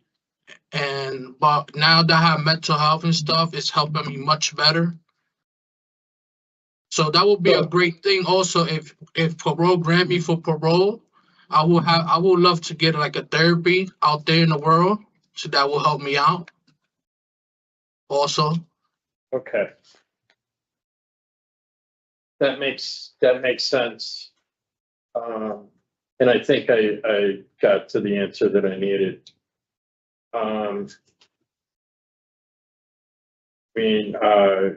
You have a career to go back to, something that you're good at. Yeah. You have support in the community and a place to go. Yeah. And you rate out low. You haven't had tickets in 7 years. Yeah, correct. You know, I'm going to pass it at this point and see if anybody has further questions. Thank you. So, Mr. Nieves, in your opening statement, you said that you, forgot.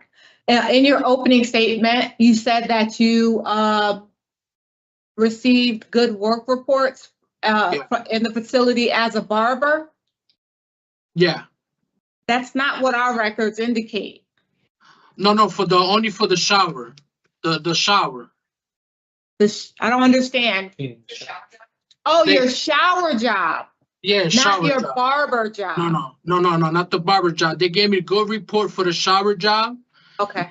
And then I upgraded to the barber job, and they never gave me a good report for that yet.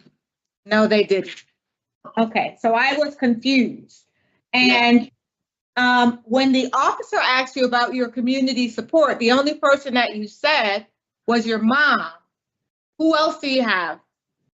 For community support, I got my sisters, Cristaliz, Zoraida Nieves, Yesenia Rivera, Rosa Carrasquillo.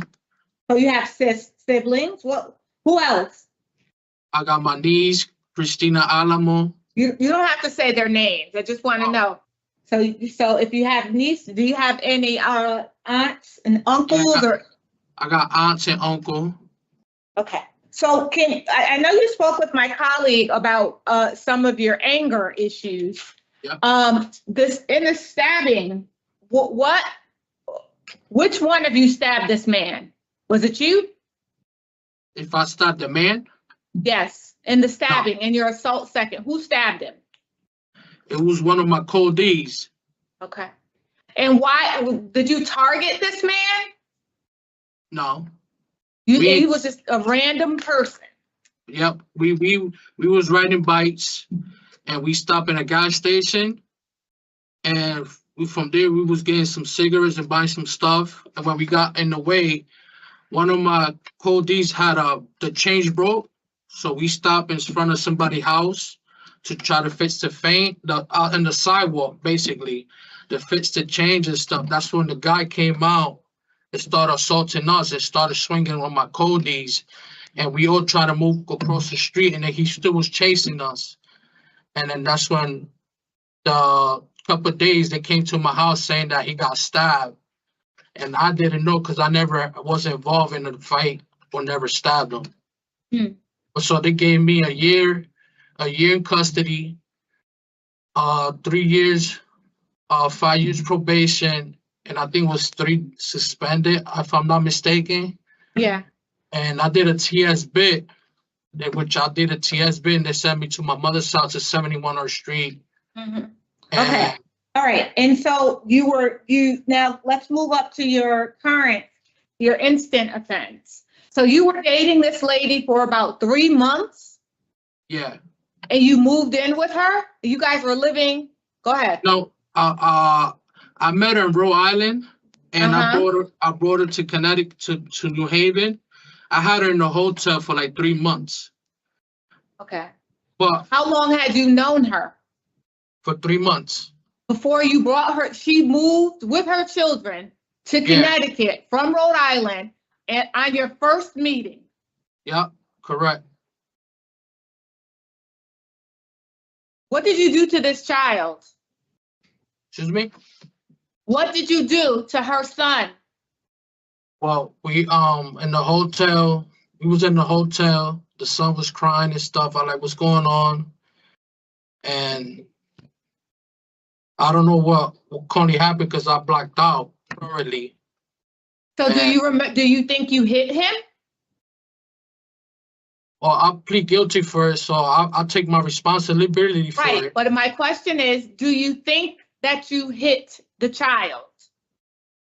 I'll say yeah. All right. So when they were at the hospital and they were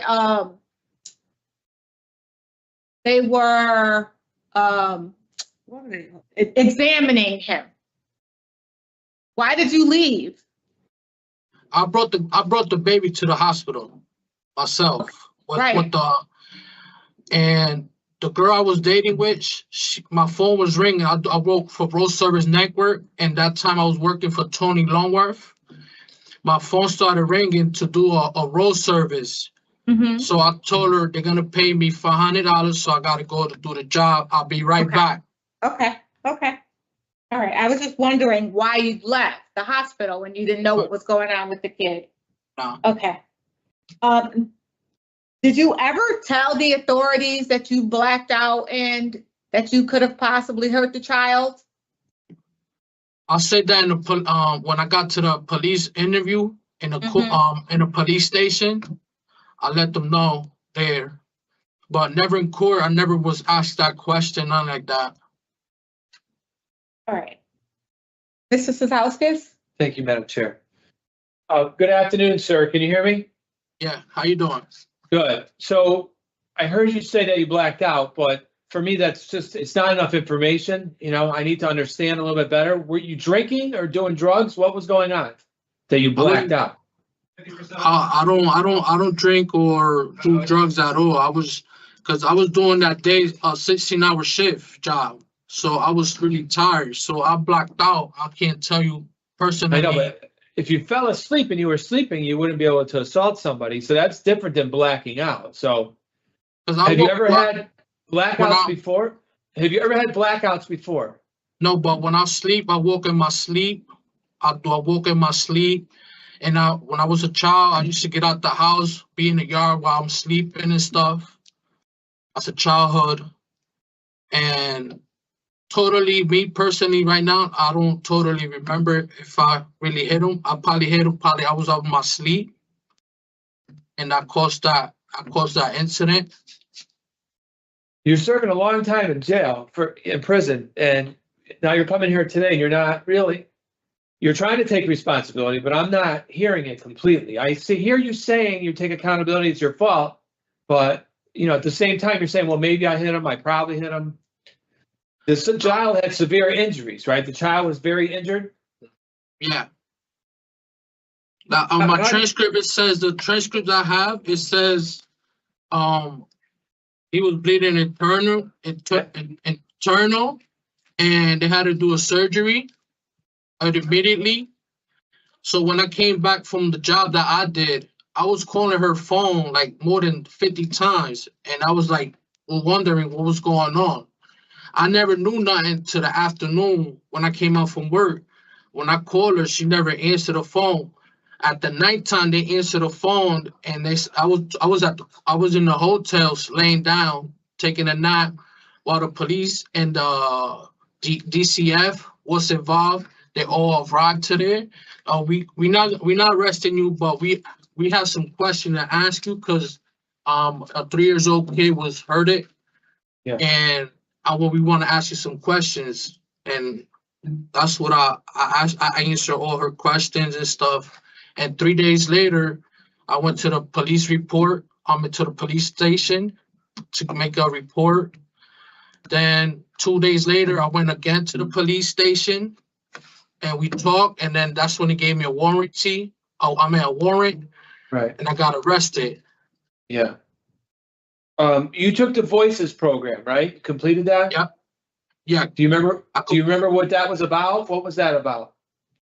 That tells you completely like all the stuff that happens in any crime that could happen in any seconds. In 20 seconds, this crime could happen. 2 seconds, or sexual assault could happen. Or shooting could happen in 4 seconds in different states. All right. Do you remember them talking to you about victims and what victims have to go through? Someone like this child that was injured severely? Yeah. What do you think that child has had to go through after all these surgeries and all these years? Well, he had a rough life also.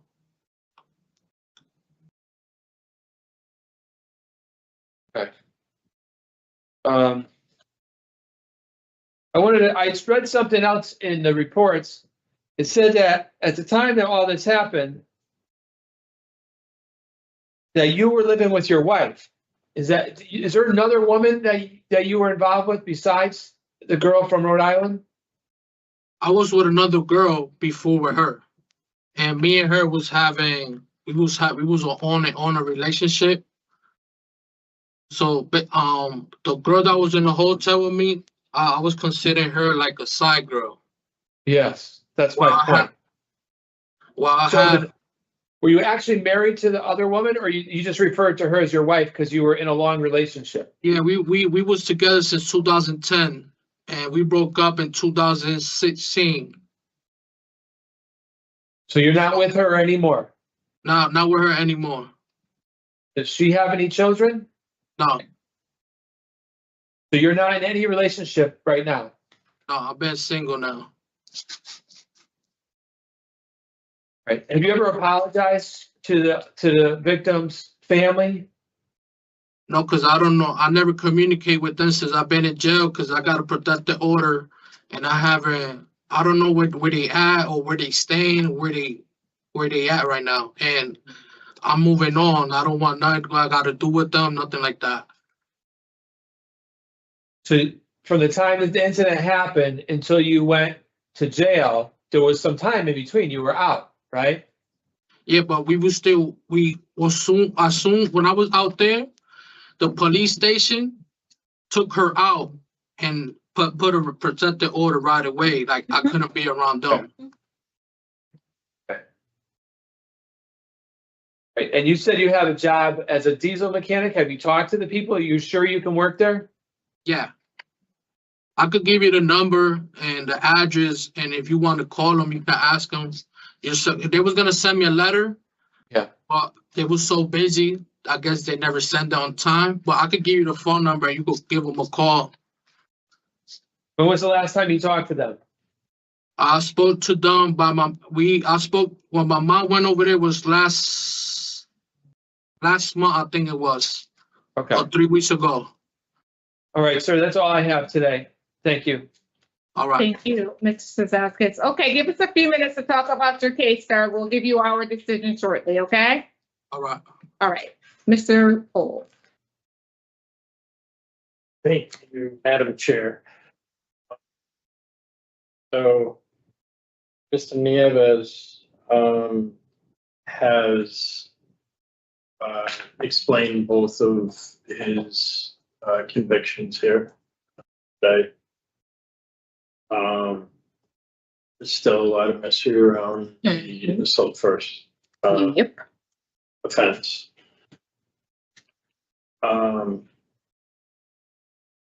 He has engaged with anger management, which he's received excellent ratings across the board, and the evaluation says that he was very engaged.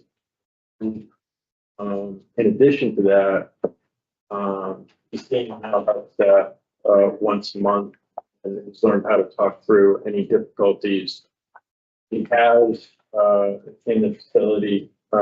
Is noted.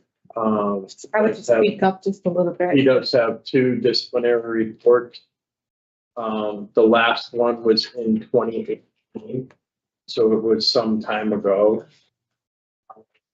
And he, in scores, overall, he rates out low. And his he does have 5-year special parole to follow. He does have support, significant support among family. He does have employment opportunities to engage in, whether it's towing or diesel mechanic types of things. And he as well, talks about taking care of free time with side jobs and things like that. So for me, there's definitely a plan, that's there, based upon those things. I think that he would be a suitable candidate for parole. I believe it would be supportive of him. There's 5-year special parole, so it would pretty much be seen as type of thing. But concerned, I'm mitigating with that, knowing that he's asked to be connected with mental health support in the community so that he can continue to deal with things on the outside the way he's learned how to deal with them on the inside. So based on that, that's where I am. Thank you very much, Mr. Pohl. Mr. Sadauskas. Thank you, Madam Chair. So, I recognize lots of the things that Mr. Pohl says. He does rate out low. I am very concerned here that the nature and circumstances of this are just, really couldn't get to the bottom of it. And I'm very concerned that a vulnerable person was injured severely here. They required surgery and other things. This happened while he was on probation already, I believe, for another incident. That was another assault that he says that he didn't commit. And, you know, he has a difficult time articulating clearly what he's learned in some of the programs that, for me, you know, would make me feel a little bit more comfortable with it. So, for me, I cannot support discretionary parole today based on nature and circumstances and the fact he was on probation when this happened. That's what I have as reasons as well. And I mean, honestly, he was really trying to. He was trying. But I just really don't.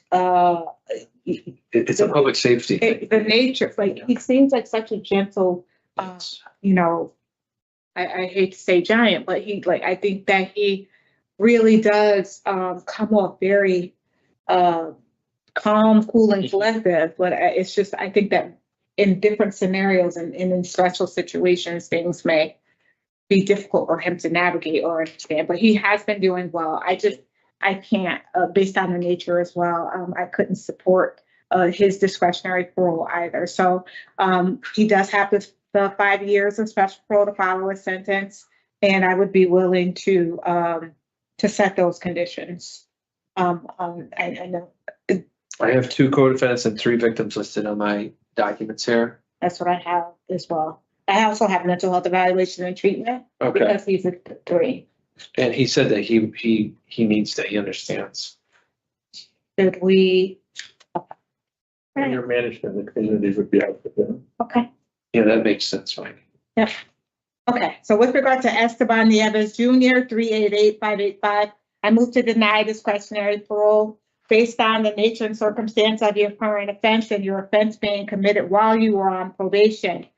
You will not receive a new hearing. Is there a second? Second. All in favor? Aye. All those opposed? No. All right, so Mr. Nieves, this is a majority decision to deny discretionary parole for you, but I further move to set the following special parole conditions. As you have 5 years of special parole to follow your sentence, you are to have no contact with victims A, P, V, L, or W, L. You will have no contact with your underlying victim. He said he didn't know him. Do we want to add that? That GB, Roderick, the stabbing victim? No? He said he didn't know him. Yeah, it's fine. You don't have to put it on. It's a long All right, time. so the underlying co-defendants of the assault second are Heriberto Colon and Giovanni Baez. You'll participate in a mental health evaluation and receive treatment as deemed necessary. And you'll also participate in anger management. Did I say everything, colleagues? Is there a second? Second. All in favor? Aye. All right, Mr. Nieves, you will receive all of this in writing. We could not support discretionary parole for you. So you will EOS and go out onto special parole. I see that you've already been denied DOC halfway house as well. So hopefully you'll do well when you're out there. So I got denied. You were denied, yes. I can't get another opportunity since I've been doing all my right stuff. And You have, sir. It's the nature of your crimes, and you are on probation.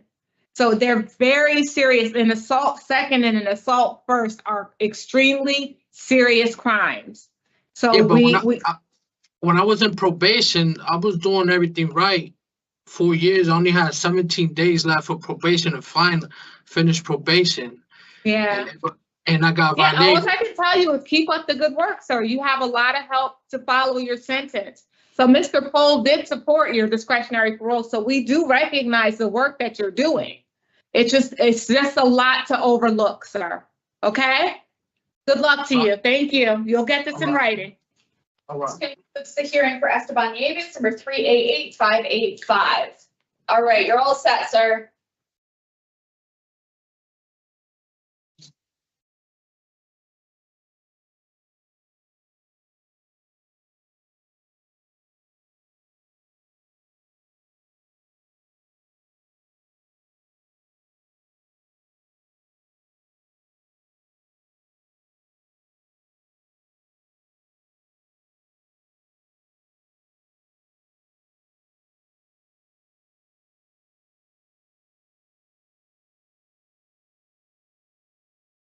Yeah. I just want to. One second call. We can throw them in here. Oh, put you in this room. Huh? Put you in that room.